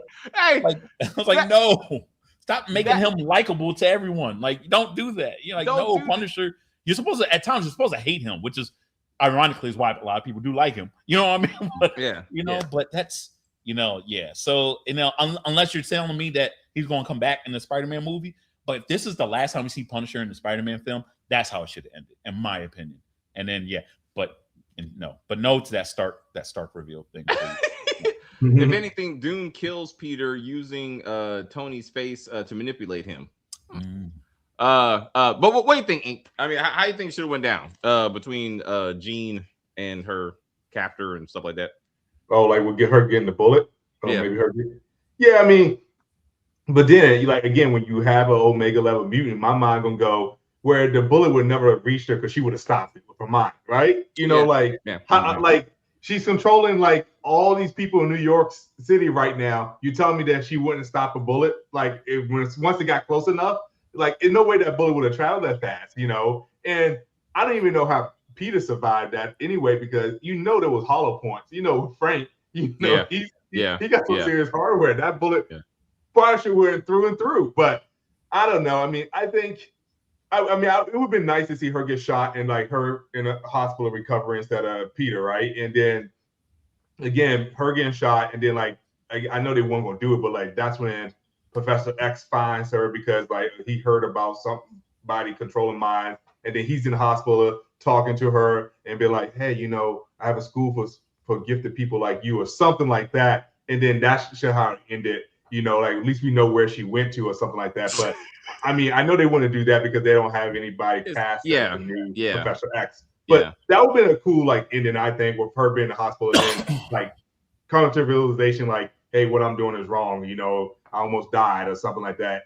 And then, like I said, Professor X giving her the Aunt May talk. I don't know, but I feel like that's more sure what it went to. But like again, I didn't like the whole Aunt May thing because she didn't know Aunt May. She's like invading somebody else's mind, or Peter finally let her in, and like, oh yeah, I'm talking to your family member that gave you the exact same talk, and like I never had a mother figure in my life, and this is great. Now you talk me off the ledge. I'm never gonna murder anybody ever again. I murdered a couple people here and there, but like everybody's gonna forget about that. Just like Bakari in the Shy.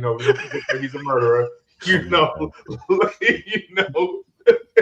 life goes on. It would never be brought up again about Sadie Sink, Jean Grey murdering all those people in New York. Nothing. And you just brought up you brought up a good point to me, man. You think, if anything, if she invaded the May conversation should have happened in Banner's mind. Because if anything, if she entered Banner's mind, and then all of a sudden Banner would be like, look, like you can control what's inside of you. It took me a long it took me a long time for me to do it.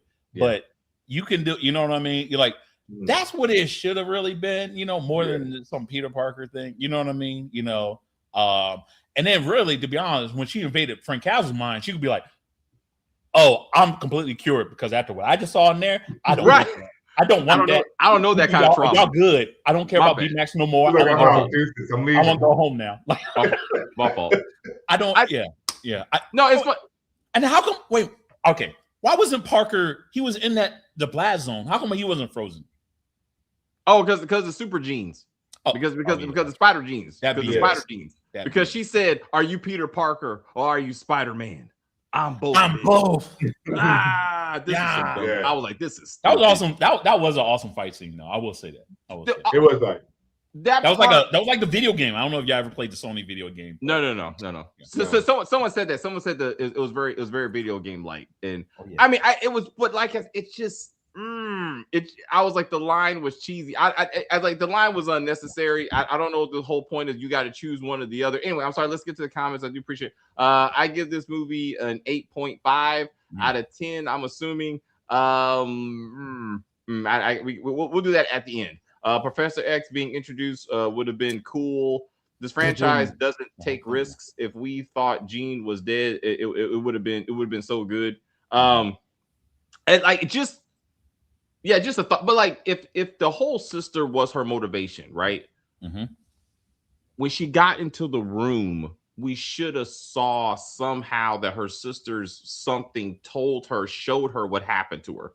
We don't, when did she die? How did she die? Like, was she tortured? Did her brain explode? Did her heart, like, how did this thing kill her? Right. So we can understand when she just rages out and she's like, I'm killing all of you right now, you know, and then we could have like a fire starter moment. I mean, that's more Stephen King, but like just to be like blah, blah, blah, blah, blah. And then that would have been awesome. Like that probably be some Phoenix level shit, but like it would have made sense and we would have understood. Like yeah, it was like she looks at the VMAX and you're like, oh, she died.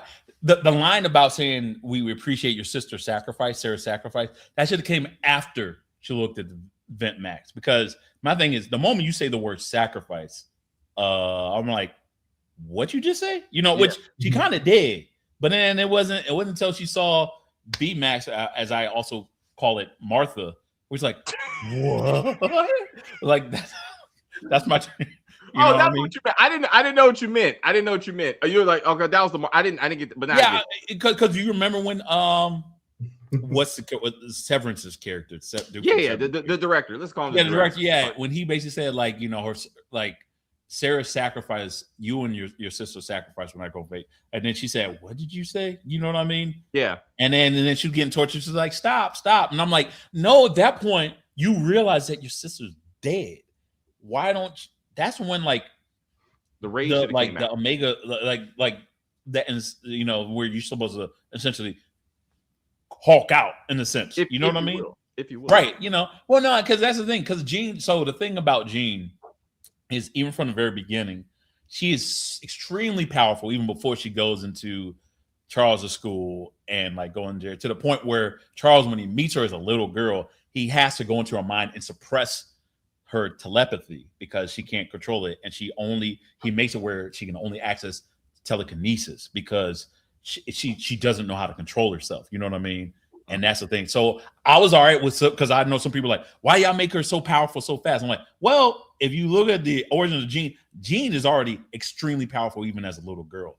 You know, she just don't know how to control it, and that's what allows the Phoenix to literally kind of like be like, oh, this one right here, oh yeah, I'm taking over this one's body. You know what I mean? So yeah, so I don't have a problem with it, but it's just like what set it off. Whereas it's like Vent Max, and I'm thinking like, I was like, what do you think your sister's like in the vent or something? And you see her body? Like, why is it that thing where it's like, she must be dead? Like, you didn't already think that your sister wasn't experimented on like you? You see what I'm saying? It's just so it was supposed to be that was the last message, right? So somehow her sister exploded herself and was like VMAX, and then they should have showed, but that's what somehow her signal got out. That was supposed to be. That's why she put 1 and 1 together. It didn't make any damn sense, but that was the story. So when you die, okay, not to make fun of someone down, but like you die, and then the last thing I see, like let's just see, I see like, because I have a Mortal Kombat like arcade thing that says Mortal Kombat. I'm like, I look as I'm like Mortal Kombat. Like, right. I don't know. Do people die like that? Is that how people die? That's what they're going with. And then she sent the signal to the entire New York City area, and somehow sister went, oh, I don't know where it came from, but I got a message. And based on that, she's like, I'll murder everyone in New York City until I find my sister. And I'm like, this don't make sense. But I mean, it just put random people in harm's way. In some stories, her sister or friend gets hit by a car. That would have been better if they both would have been tortured and she got away. Sister didn't. She knows she's dead. She seeks vengeance. Now it starts to make sense, right? Yeah. Like, now we got something. But then she took over the dude that was driving her around. I'm like, she's a monster. Like, just because your sister got kidnapped, I guess, a couple of years ago or some shit, like, you had problems before. That's what I'm saying. You were a problem child before. And now you just using that. I don't know. They turned my boy, I'm assuming you mean Frank, into a joke. I think Sadie's gonna do a good job. I mean, we need to give her some more. But again, I do too. We're talking about 2027 probably. Like, it's like she needs to go back. She got other things she needs to be doing, because this ain't the money train it used to be. So for real. But then we got also Tom Holland might do 4 more spots. He needs to move on. Like, I hope not. Like, he needs to move on. And because when he talked, he was on the cooking show, MasterChef. Who does MasterChef? the British dude. Gordon Ramsay. Gordon Ramsay. Yeah. He was cooking with Gordon Ramsay, and he was like, yeah, my career, Spider-Man and some other things. He's like, yeah, I did this. What people remember was the lip sync battle that I did with Zendaya, and all he could say was Spider-Man. I'm like, damn it. I'm like, you gotta move on, bro. You gotta get off the gravy train. You know what I'm saying? Sadie Sink is a better Jean than the last one. Oh, Sophie. Oh, yeah. That's saying a whole lot. Talking about Sophie Turner from Game of Thrones. Yeah. Yeah. No, that was terrible. Yeah. Yeah. Oh, yeah. No. I think that's the thing. I feel like that was a right. I don't think she should have been in this movie. Yeah. I think she was good. I thought she was good. I don't like the certain things they wrote for her to do. You know what I mean? Yeah. But no, Sadie. I think Sadie. I would say her playing Max. In Stranger Things and what they had her do, especially in the second to last season. I was like, okay, she's an incredible actress. And then seeing her in the movie The Whale, which she kind of was pretty much the same character in that movie too. Damn, you know what? She's actually kind of the same way in every film. Because she was kind of, oh my God. I just realized we just saw Max in this movie. We just saw Max, except she had 11 powers. We basically you remember 11 powers over here, Yeah, and then but anyway, and she was because of Vecna. Vecna took her mind. Vecna took her mind, and then that gave her the mutant gene, and that's how she became Jean Grey. Oh shit! That's right. That's how she got it. The Vecna. Yep. Oh shit! She's part Vecna. Oh shit! Thank you, yo. Marvel. And she's like Will. She can just like control people. Right. Like that. Yeah. Right.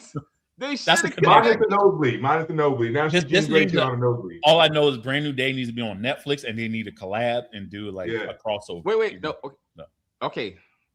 What was her character in Stranger Things? Max. Max is either her mother or grandmother. That's how you do it. It's in the genes, baby. It's in the genes. Yeah. Okay. That's right. Because Stranger Things was takes place in the 80s, right? Yep. So there you go. That's her mother or grandmother. That's how you do it. She's Max with 11 and Vecna powers for absolutely. Real. So but there you go. If the contracting would if the writers would be okay with it, that's the origin of. Also, they never said the word mutant. I'm getting off track. Yeah. They never said the word mutant, and that got on my nerves. I noticed that too. That got on my nerves because I'm like. Also, Fontaine should have been part of this experiment. If she created Century, right? Because we need to be able to. She would have been up front and center. Like, and maybe Dreyfus was cost too much, or she wasn't available. But she should have been driving these experiments. Like that would have been consistent, with her character. Do you think Peter Parker? So you know how we used to say watching these Spider-Man movies that Peter Parker is the reason why all the bad shit happens, right? The X-Men, when the X-Men gets locked up and they're given like those little collars and they use that inhibitor. Yes. One of them was not broken. Yes. They're going to use that inhibitor and they're going to redesign it and make it for mutants. I already know it. When I saw it, I was like, this is what they're going to use for the X-Men. Yeah. And then we're all going to be sitting there. I'm like, fucking Peter Parker. Damn Peter Parker. Peter Parker. All because you're freaking hormones. Like, you know what I mean? You couldn't get your hormones in check.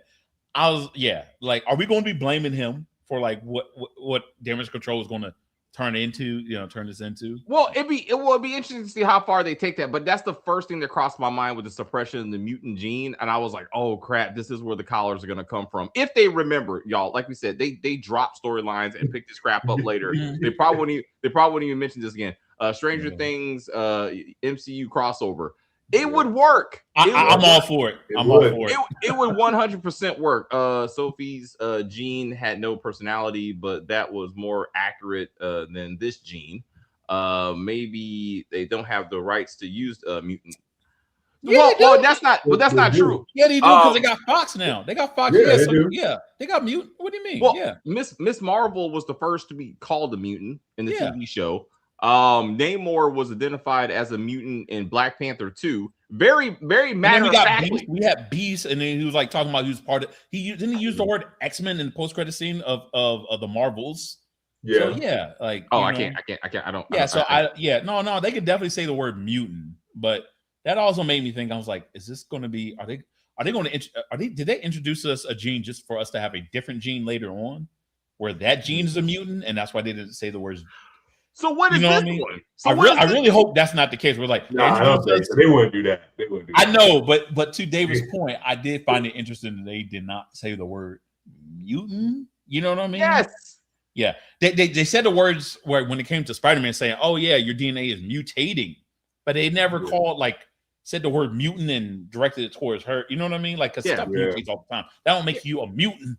You know what I mean? Yeah. Well, I think because what makes you a mutant is that you have the X gene, right? You're born with it. And I feel like in the MCU, no scientist yet had technically discovered that or figured that part out. So I'm sure they're saving it for, I don't know, I mean, probably not Banner, but somebody smart, maybe Reed Richards, to figure that out. And then that's when they would actually say, oh, it's mutated, so they're mutants because they're born with the X gene or whatever. So I don't see that big of a deal at this point. Moment. I don't know when. Again, they've already done that. They already said it's not that big of a deal. I found saying the word adamantium was a bigger deal than the mutant when they said that in Brave New World. You know what I mean? Also true. True. Adamantium, I think was a bigger reveal. Like, really had the audience be like, oh, than just saying the word mutant, because we already it's no secret that we're getting. You know what I mean? Like, we already know about the X-Men coming. Again, so two characters are already mutants in the MCU, as I'm saying. So this is they've already. And Deadpool, Wolverine, even though that's their own thing, they said the word mutant, even though that's technically MCU. Miss Marvel was the first mutant when at the end of the series, her boyfriend friend was like, "Oh, you have a mutant gene, like you are." Oh yeah, absolutely. But I guess I just meant like the having the actual X-Men character and saying the word. Oh yeah. Mutant, that's all I meant. With my fault. And Deadpool. No, you're right. I'm just, but but wait a minute. Why didn't they take both of them? How are they tracking the sister and not tracking Jean? That doesn't make sense. Oh well, that kind of makes sense. Please. Because, well, in the sense of when it comes to when your X genes, like when they actually like kind of explode or whatnot, it deals with, ironically enough, sometimes puberty, because Sarah's her older sister. You know, the comic book, I guess Sarah was like older than her by like 5 years, 4 or 5 years, something like that. You know, oh okay. I don't know how much older she is than her in this one. You know what I mean? Yeah. So that would kind of make sense that like they knew about her. You know what I mean? Because because she obviously got it first, possibly, but they probably didn't know a thing about the younger sister. My thing is, though, to that point, though, David, is after Sarah dies, I would imagine that I would have probably then get I would think maybe it's in the DNA. I would have still got all the siblings of that person. Yes. That person, you know what I mean? Yes. To your point. So yeah. So I would say that's probably why they didn't know that if that gene necessarily had it, but me being part of damage control and I'm doing all this other stuff, because remember, we're supposed to be better than S.H.I.E.L.D. You know what I mean? S.H.I.E.L.D. couldn't get their shit together. You know what I mean? Yeah. And they got infiltrated and all this other stuff. We're better than S.H.I.E.L.D., but we don't think about stuff like this apparently. Also, she could have been leverage. There's so many different things, right? Like they were using her to get the sister to use her powers, right? Like that could have been the thing. Like they could have worked it that way. I forgot the name of the guy, but like the ones that made the sentence. Task. Was it Task? Task, yeah. I think it was Task.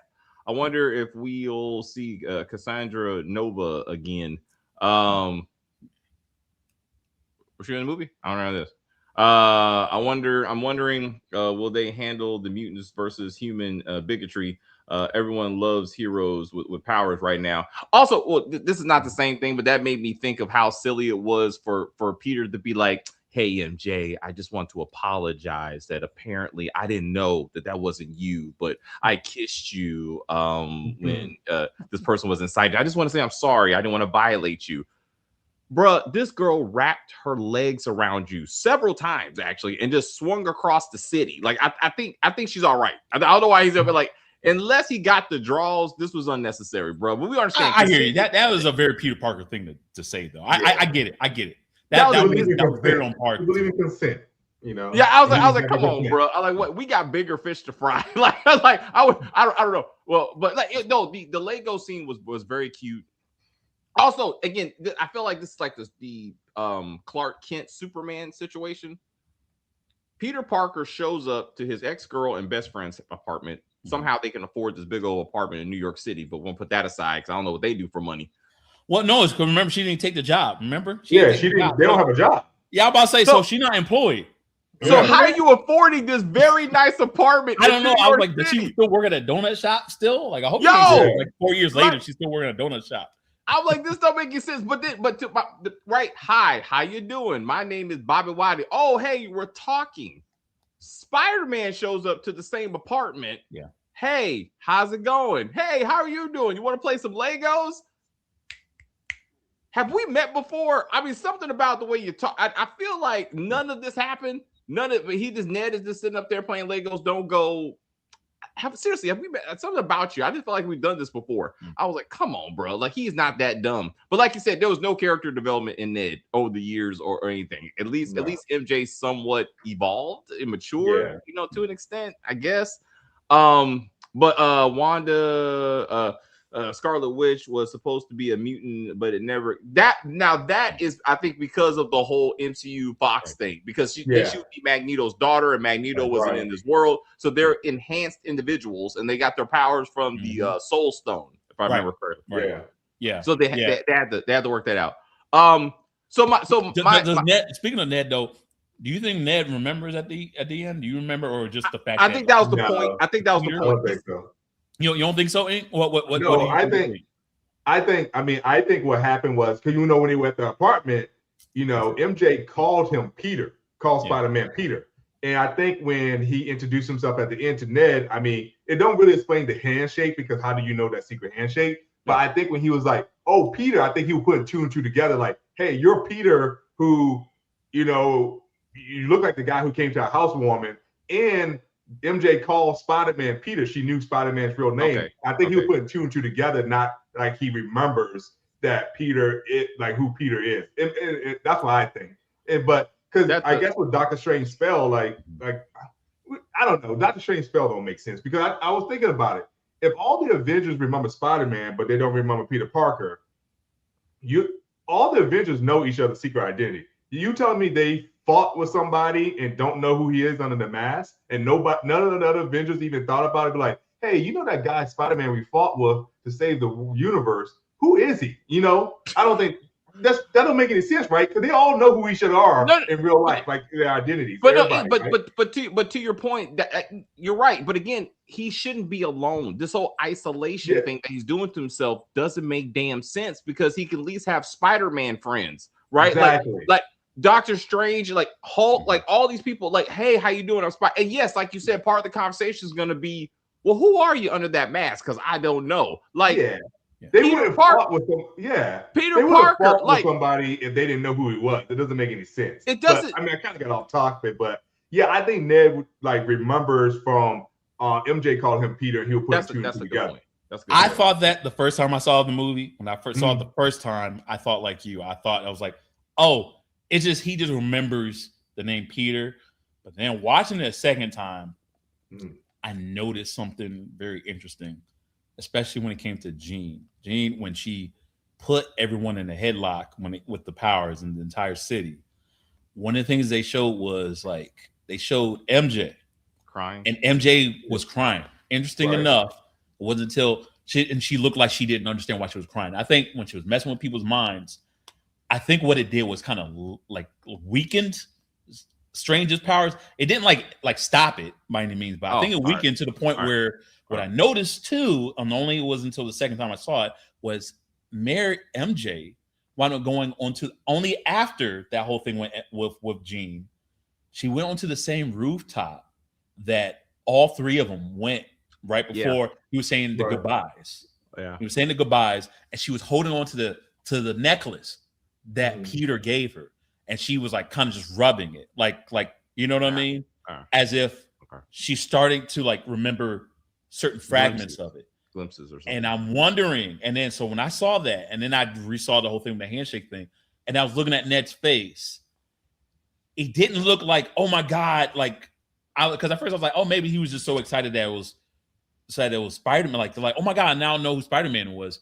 He looked not only excited, but he looked excited, like, and then also like, oh my, like it was like more like recognition. You're back, like I recognized you. You know what I mean? Like not just I recognize you from the party. It was like I fucking recognize you. Like you know what I mean? Like you know what I mean?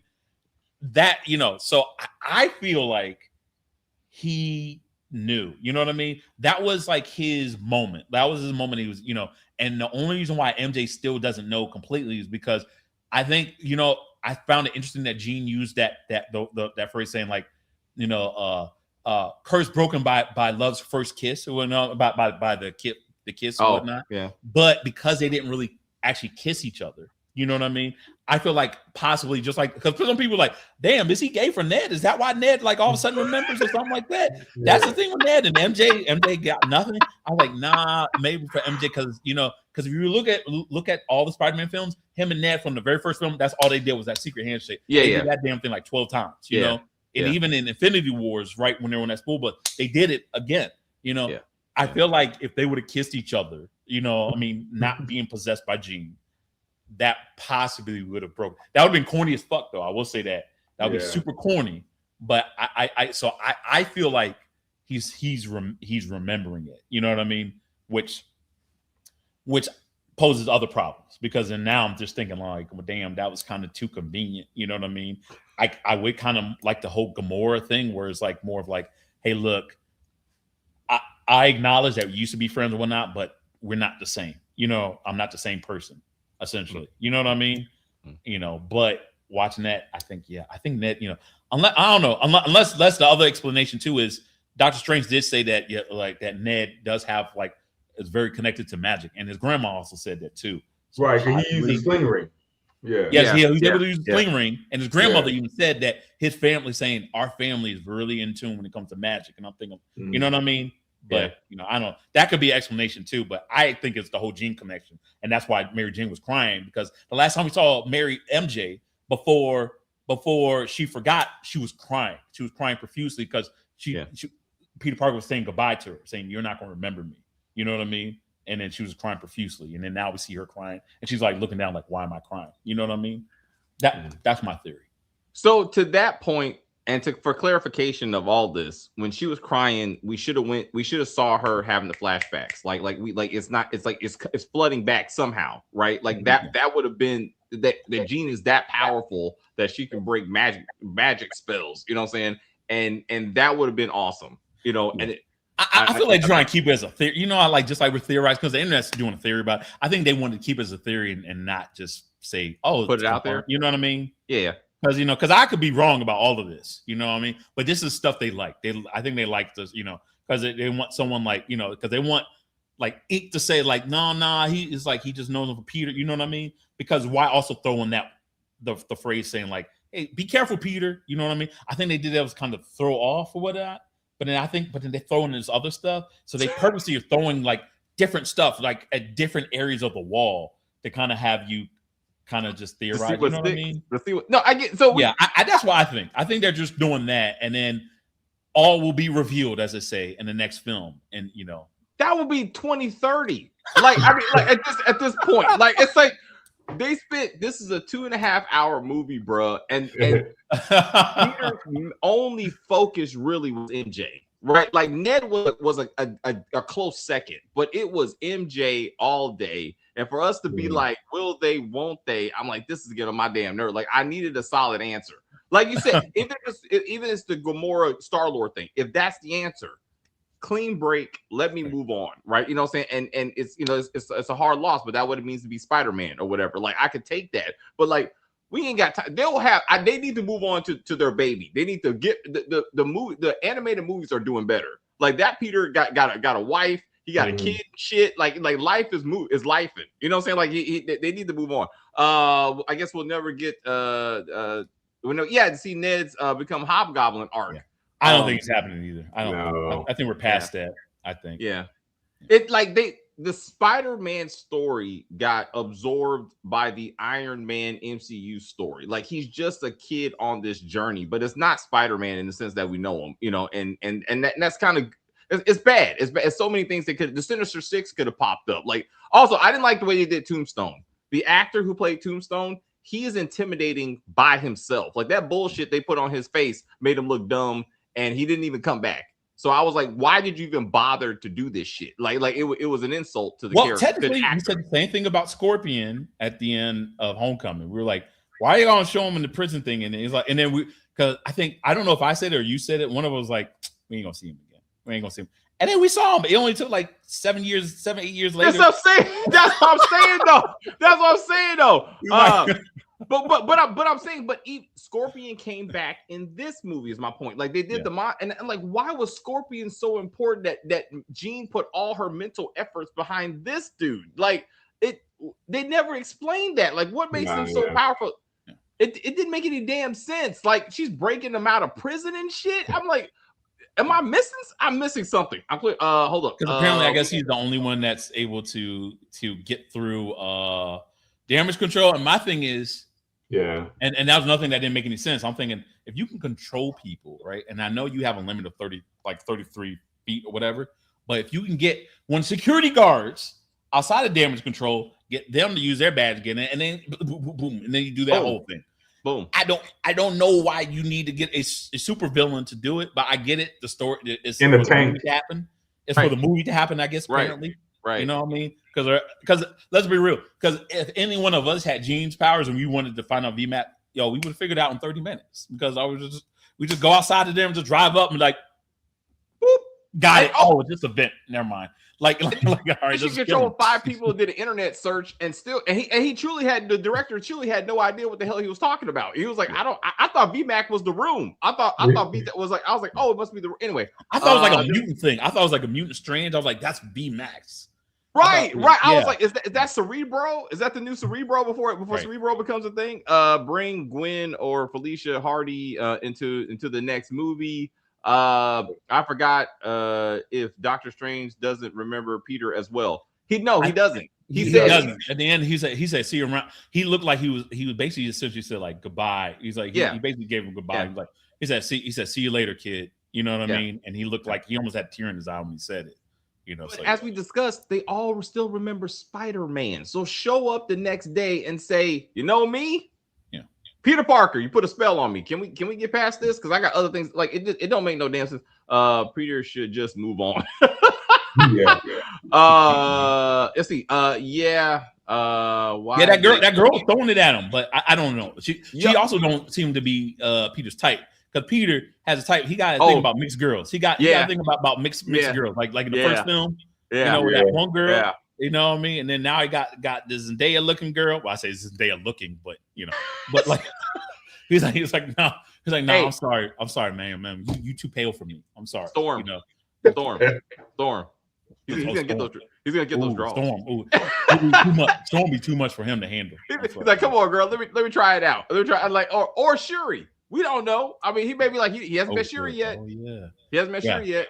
And she is single. Why did they bring Tombstone in just to do him dirty and not show him again? It's like he would have been a great character if they would have focused on those street level Spider-Man characters. I think that would have been good. I thought I read something about that actor basically saying that there's something about him either signing a contract or he has a future with MCU. You know what I mean? So I believe I'm not mistaken that we're supposed to see him again because he's not just. I mean, I know, he does have a big thing with Spider-Man, but same thing with Kingpin. You know what I mean? But I feel like Tombstone, he's had run-ins with like folks like Daredevil, definitely. You know what I mean? So I feel like we could see him in other properties. You know what I mean? Even though he's mostly a Spider-Man villain. You know what I mean? So I don't. You know what I mean? So I feel like we are going to at least see him. At least I can't speak on like Boomerang and Tarantula necessarily, especially Tarantula. I'm like, really? You know what I mean? I was a little surprised about that one. But the Hand, like we already had the Hand being established already, and if they are legit supposed to be bringing Elektra back in Daredevil, then that'll be another big reason why you have the Hand as well. So I don't know. I feel like Lonnie will be back. You know what I mean? I mean, I feel like I don't think this was just a one-off. I can understand how people would say that because it was like you saw him for a split second. It was like his rogue gallery, Spider-Man's rogue gallery, and then it was gone. Yeah. You know what I mean? I don't think that's what the actor was saying. And when it was like one of the interviews he said he hinted that he has a future and not just like a one-shot future. You know what I mean? There's certain things he said that made it seem like a future. certain things he wasn't able to say. You know, a future is relative. Shang-Chi had one movie like 4 years ago. So like I said, you he was in What If. I mean, well, and apparently is he supposed to be in Doomsday too? Apparently, yeah. He's in, yeah. Well, I'm saying we've already said he's been the most disrespected MCU hero by far. Moon Knight, I think is more disrespectful. Oh, you know what? No, Blade, because you know, I mean, let's say Mahershala Ali, Blade. He did it. Instead of Punisher, Blade just for it to be great, for just to, like, you know what I mean, just for us to have a farewell thing for Mahershala Ali and just have a, like, rather than just that one what if thing we had with them or whatever, the zombies, have Mahershala Ali be the one, like, with Parker. You know what I mean? I know there's no vampires in this for it to really make truly sense, but whatever. Punisher's over here fighting freaking mutants. Okay, so shut up. You know, so have Blade in there. You know, Blade is not as hard strung as Punisher or whatnot, and then just have Mahershala Ali, and then we don't see him again, and then we, you know what I mean? But but at least we can at least see a Mahershala Ali Blade, and not just one that's animated. You know what I mean? I'm sorry, I'm a little salty. About Blade. That's one of my favorite characters. That's another video. This is definitely the best Tom Holland film, as we said, of the four. It's top 3, if not top 5. Spider-Man. It's definitely not top Marvel film. Mm-hmm. Tom Holland acted his ass off. There was some pacing issues. I agree with everything you said. I agree with everything there. But overall, the MCU casual non-comic book readers movie. Fans are for sure gaming this movie more than they should. No bull. Then we got, not to mention, this was low key camel slot. Well, I'm not. Cameo. Oh yeah. I would say that last film was worse, but yes. Point made. Point he said, "Oh yeah, everybody was in that damn movie." I was like, wait, which one am I watching? I was very confused. It was very distracting. It was, people don't like when I say this, but it was very Avatar-esque in the sense of, like, you're just excited to see the special effects in Avatar, and you're like, "Oh, look at this Avatar," and then you're forgetting that the plot, especially the first one, you're just like, "I've seen this 5 other times." You know what I mean? But you're not supposed to look at that. You're supposed to see how great these 8-foot tall blue creatures are. You know what I mean? Like, so it's like, but if it was any other creature or whatever that just did not look as amazing, and you look at the plot, you're like, what the hell is this? And that's what No Way Home was, or Far From Home was, So wait a minute. Yeah. I will say my reaction to this movie is I cried like a bitch, and none of y'all can't deny it either. Probably about the whole MJ. I will say this, no joke. When MJ got thrown from the roof, I truly thought possibly MJ might die. Matter of fact, I thought Tom Holland was done. I thought he was dead. This was what? No joke. Because for one, I knew he wasn't going to be in Doomsday, and the whole thing. And there was like rumors saying like, they were going to possibly do it. I don't know. I personally thought Tom Holland was going to die again, and then Doomsday is going to happen, and then is a different version of Tom Holland or something. And I personally thought that. I personally thought he was dead in this film. You know what I mean? I get you. It was the shot was serious, and I was like, me too. I was like, oh, this is his moment, right? Like, he's going out, but I'm like, how do you? And then I thought MJ, and then that because he didn't really get his Gwen Stacy moment, so I thought MJ really was going to die. I was like, which I would say would be a great move, because look, having off-camera romances is great and all until that ends. It's not. You know what I mean? And I know they're married, but I saw a thing about a producer basically saying like, "Yo, I told these two, like, when they were dating, like, that y'all should not be dating." Like, you know what I mean? Like, like, y'all both starring in these films and y'all got contracts and y'all dating. That's not a good idea. And then apparently she said like, "But nobody listens to me." You know what I mean? And right now it's great. It's obviously great for the chemistry, but it can't go bad. If that dies out, then I don't know. Like, do both of them got to go in a sense? You know what I mean? No. Are they going to have to do what they did in Fast and Furious with Vin Diesel and The Rock, and it's like a phone call thing, and they just pretend like they're talking to each other, and they're really not? But unfortunately, MJ will have a terrible accident, and they'll move on. Like this. They'll just get rid of her. Okay. That's what I'm saying. This is called Spider-Man for a reason. So they'll be like, "Oh, my baby died." Just like every other Spider-Man, we can't have a girl, right? And then they'll give him a redhead like he's supposed to have, and then they'll be like, "Oh shit!" but you're right though. He does like light-skinned women. That was hilarious though. Like I was like, was this on purpose? Because like it was. I was like, I see you, MCU. All right, man. We got to wrap this up. Any final words, Ink, for Spider-Man, the universe, MCU, anything? I think the next film, he's going to get the symbiote. I think he's going to get a real job and actually be working, and that's where he's going to meet Felicia, or the girl in the elevator was Felicia. They might recast her, but I think that might be. Yeah, I mean, I think overall, like I said, good movie. I think it was the best of all the Spider-Mans. I think he did good. I like kind of the direction they're going with him being an adult. I do think it had pacing issues, like the third act. Like I felt like it should have been over, and they kept it going. I do want to say with the post-credit scene, Chris, I kind of disagree with you. I feel like, because if you remember Secret Wars from the cartoon in the 90s when they did it on that Spider-Man, all the people got transported to Battle World, and I feel like it was showing him in Queens, and then it glitched out because she got transported. And I don't think it's another Spider-Man, just because Ned said that the way the spider tracker worked is that people have to put on there where they saw Spider-Man at. So who could have done that in space except for maybe Tom Holland himself? Like he put on the tracker, like I'm here or something like that. Because unless Ned is smart, he went to MIT. So unless he hacked into some satellites and it picked up a Spider-Man in space, and if it was a different Spider-Man, I don't think it's going to be Tobey Maguire. I think it would be Andrew Garfield, only because in No Way Home, remember when all three of them was talking about the differences and stuff like that? Andrew Garfield was the only one who hadn't fought an alien. And he was like, "Oh man, I want to fight an alien." So maybe they would give it to Andrew Garfield that like he goes through space just so he can have his moment where he fights somebody from outer space or whatever. That's what I think. If it is two Spider-Mans in the same place or whatever. If not, I think he got teleported into Battle World, and then he would just like. And Peter was the one that tracked himself. Exactly, he tracked himself because he follows the tracker, and now that he knows that Ned is the creator of it, he probably was like, "Hey, I'm in space right now." You know what I mean? Yeah. That's what I think.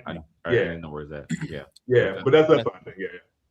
All right, Chris. In final words, sir, and then I will go through some of the comments. Relatively, I relatively really like this film, despite like some of the criticism you might have heard. I don't know. It would be interesting to read the comments on this one, but like we say that about a lot of this stuff. But no, generally speaking, I really like the film. I love how a lot of the stuff wasn't necessarily spoiled on me. I think. Other than maybe hearing possibly that Mark Ruffalo is possibly coming back in this film, I still like the fact that we did have a Spider-Man versus Hulk scene, because they have fought in the comics, and the way they did certain scenes and whatnot was somewhat beat for beat from the comic books. You know what I mean? So I did like that, even though it wasn't necessarily makes sense to have it. There's just be honest, like the way we had it, there's no other way that would possibly maybe make sense, and even with the Punisher, even having Frank Castle like he did at the end of Civil War, the comic book of Civil War, where Frank Castle like breaking down the hospital doors with a pretty much broken Peter Parker in his arms. I was like, oh my God, that is literally the cover of one of the issues, when Punisher's like opening the doors like, yo, save this kid, you know what I mean? So yeah, there's a lot of elements like that I thought was really great. And even though I was I criticized the whole thing about Punisher being in it, I like the acknowledgement that it's like, yo, you got guns are shooting at the Hulk. We're like, they ain't gonna do shit. He's like, no, but maybe this will. And and even the smart Hulk was like, pretty much like, what the hell is this supposed to do? Like, and then he just shoots it, and that's Frank Castle for when Frank Castle realized, oh, I can't defeat the enemy. He used defensive techniques, you know what I mean? So I did like the use of that, you know what I mean? And I'm kind of really interested to see what they're going to do with this particular Jean Grey. I like Sadie Sink. I think she we have seen her from, I guess, from Stranger Things season 3, I believe. And watching her even up till this film or whatnot, she has really grew as a actress herself. And I'm kind of now really interested to see what they're going to do with this particular with this new X-Men crop that they're going to create. Tom Holland. I think Tom Holland also has developed even further, greater as an actor himself, and he is slowly reminding me of Hugh Jackman, in the sense of Hugh Jackman we were kind of unsure about him as Wolverine, and then sooner or later Hugh Jackman was the face of Wolverine. You know what I mean? The only difference is we really pretty much only had one Wolverine. I guess is the only difference, really. So, but Tom Holland is really killing this role.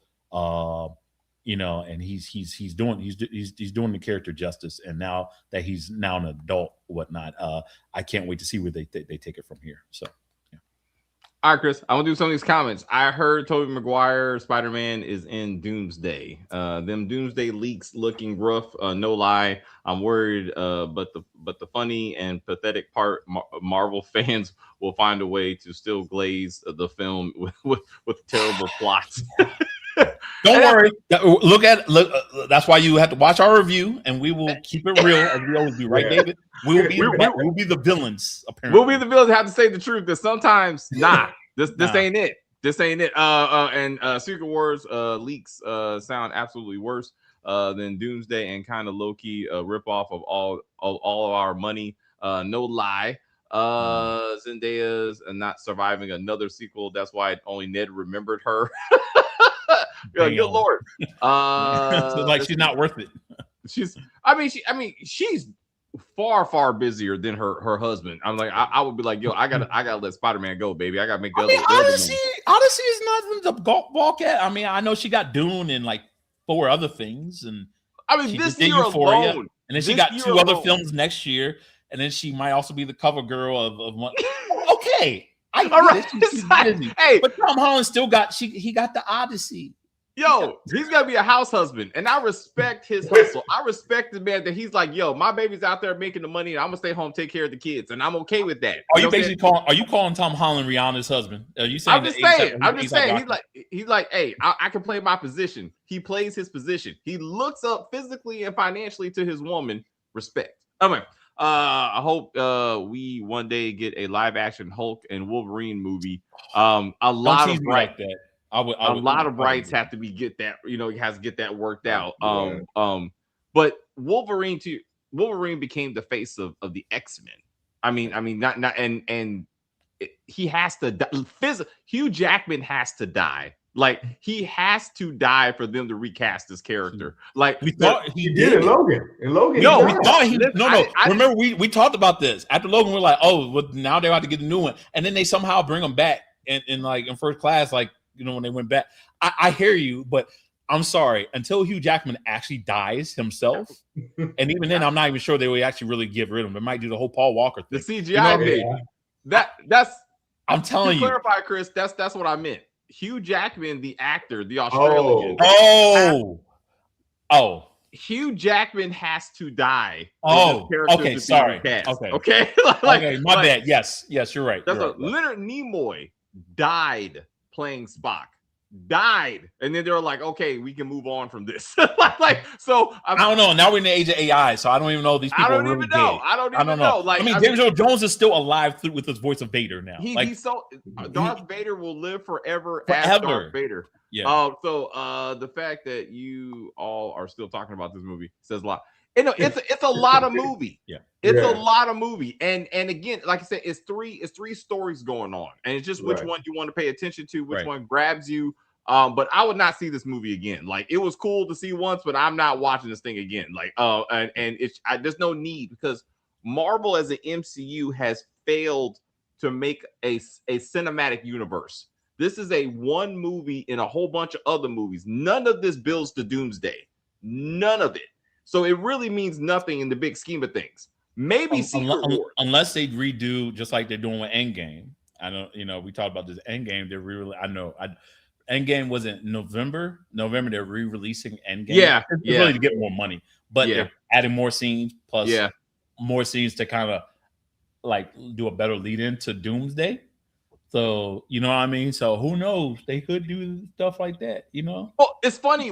I talk about this. The fact that last year, once they hurry up and rush Fantastic Four into this universe, that the post-credit scene to Thunderbolts, which came out before, they reshot to make it a Fantastic Four entry to 616, but Fantastic Four did nothing with that post-credit scene.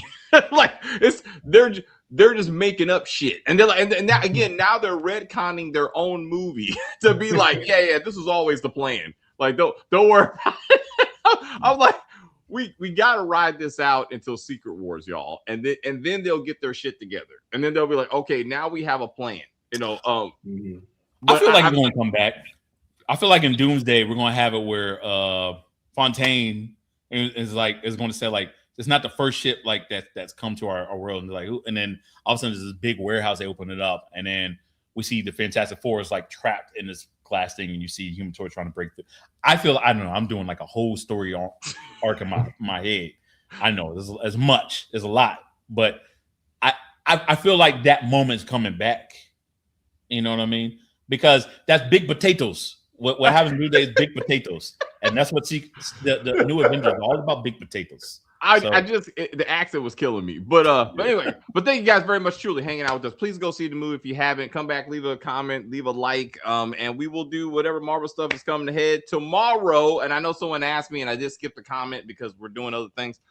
Tomorrow at 4:00 we will do House of the Dragon. Then we will do Fightland, looking at 50 Cent's new show, and then we will sadly say goodbye to Marvin Thomas, one of the best characters on television, and say fuck Kanan, which I already did, and see what this means for the end of Raising Kanan and how this prepares us for Origins. But truly, I'm so glad I just saw it like right before we filmed it. I'm so glad I saw Raising Kanan right before we did this because of the match. I was like, maybe I should watch it. I was like, ooh, I would have probably been upset just right about now that you just said that. But no, but I saw it. So we're good. Okay, all right. I can't say it now, bro. People that might be watching this right now. Sorry. Then that's your problems. Doomsday was supposed to have been Kang Dynasty, but you know what happened with that. Yeah. Yep. Will Doomsday ever address the old Steve scene from Endgame? No, probably the old not. Steve scene? I'm confused. Well, old man Steve Rogers. Old man Steve Rogers came back. Yeah. Fightland is good so far. But he said so. But that man, that show almost lost me, man. The first couple of minutes, I was like, that's what I said. Yeah, that's man. What the hell? I was like, all right, it's getting better, but I think subtitles. I'm sorry. Is it better than Nemesis? I mean, I feel like Nemesis. I don't think I saw it. Oh yeah, because that's why. Anyway, thank you guys very much. We'll see y'all tomorrow.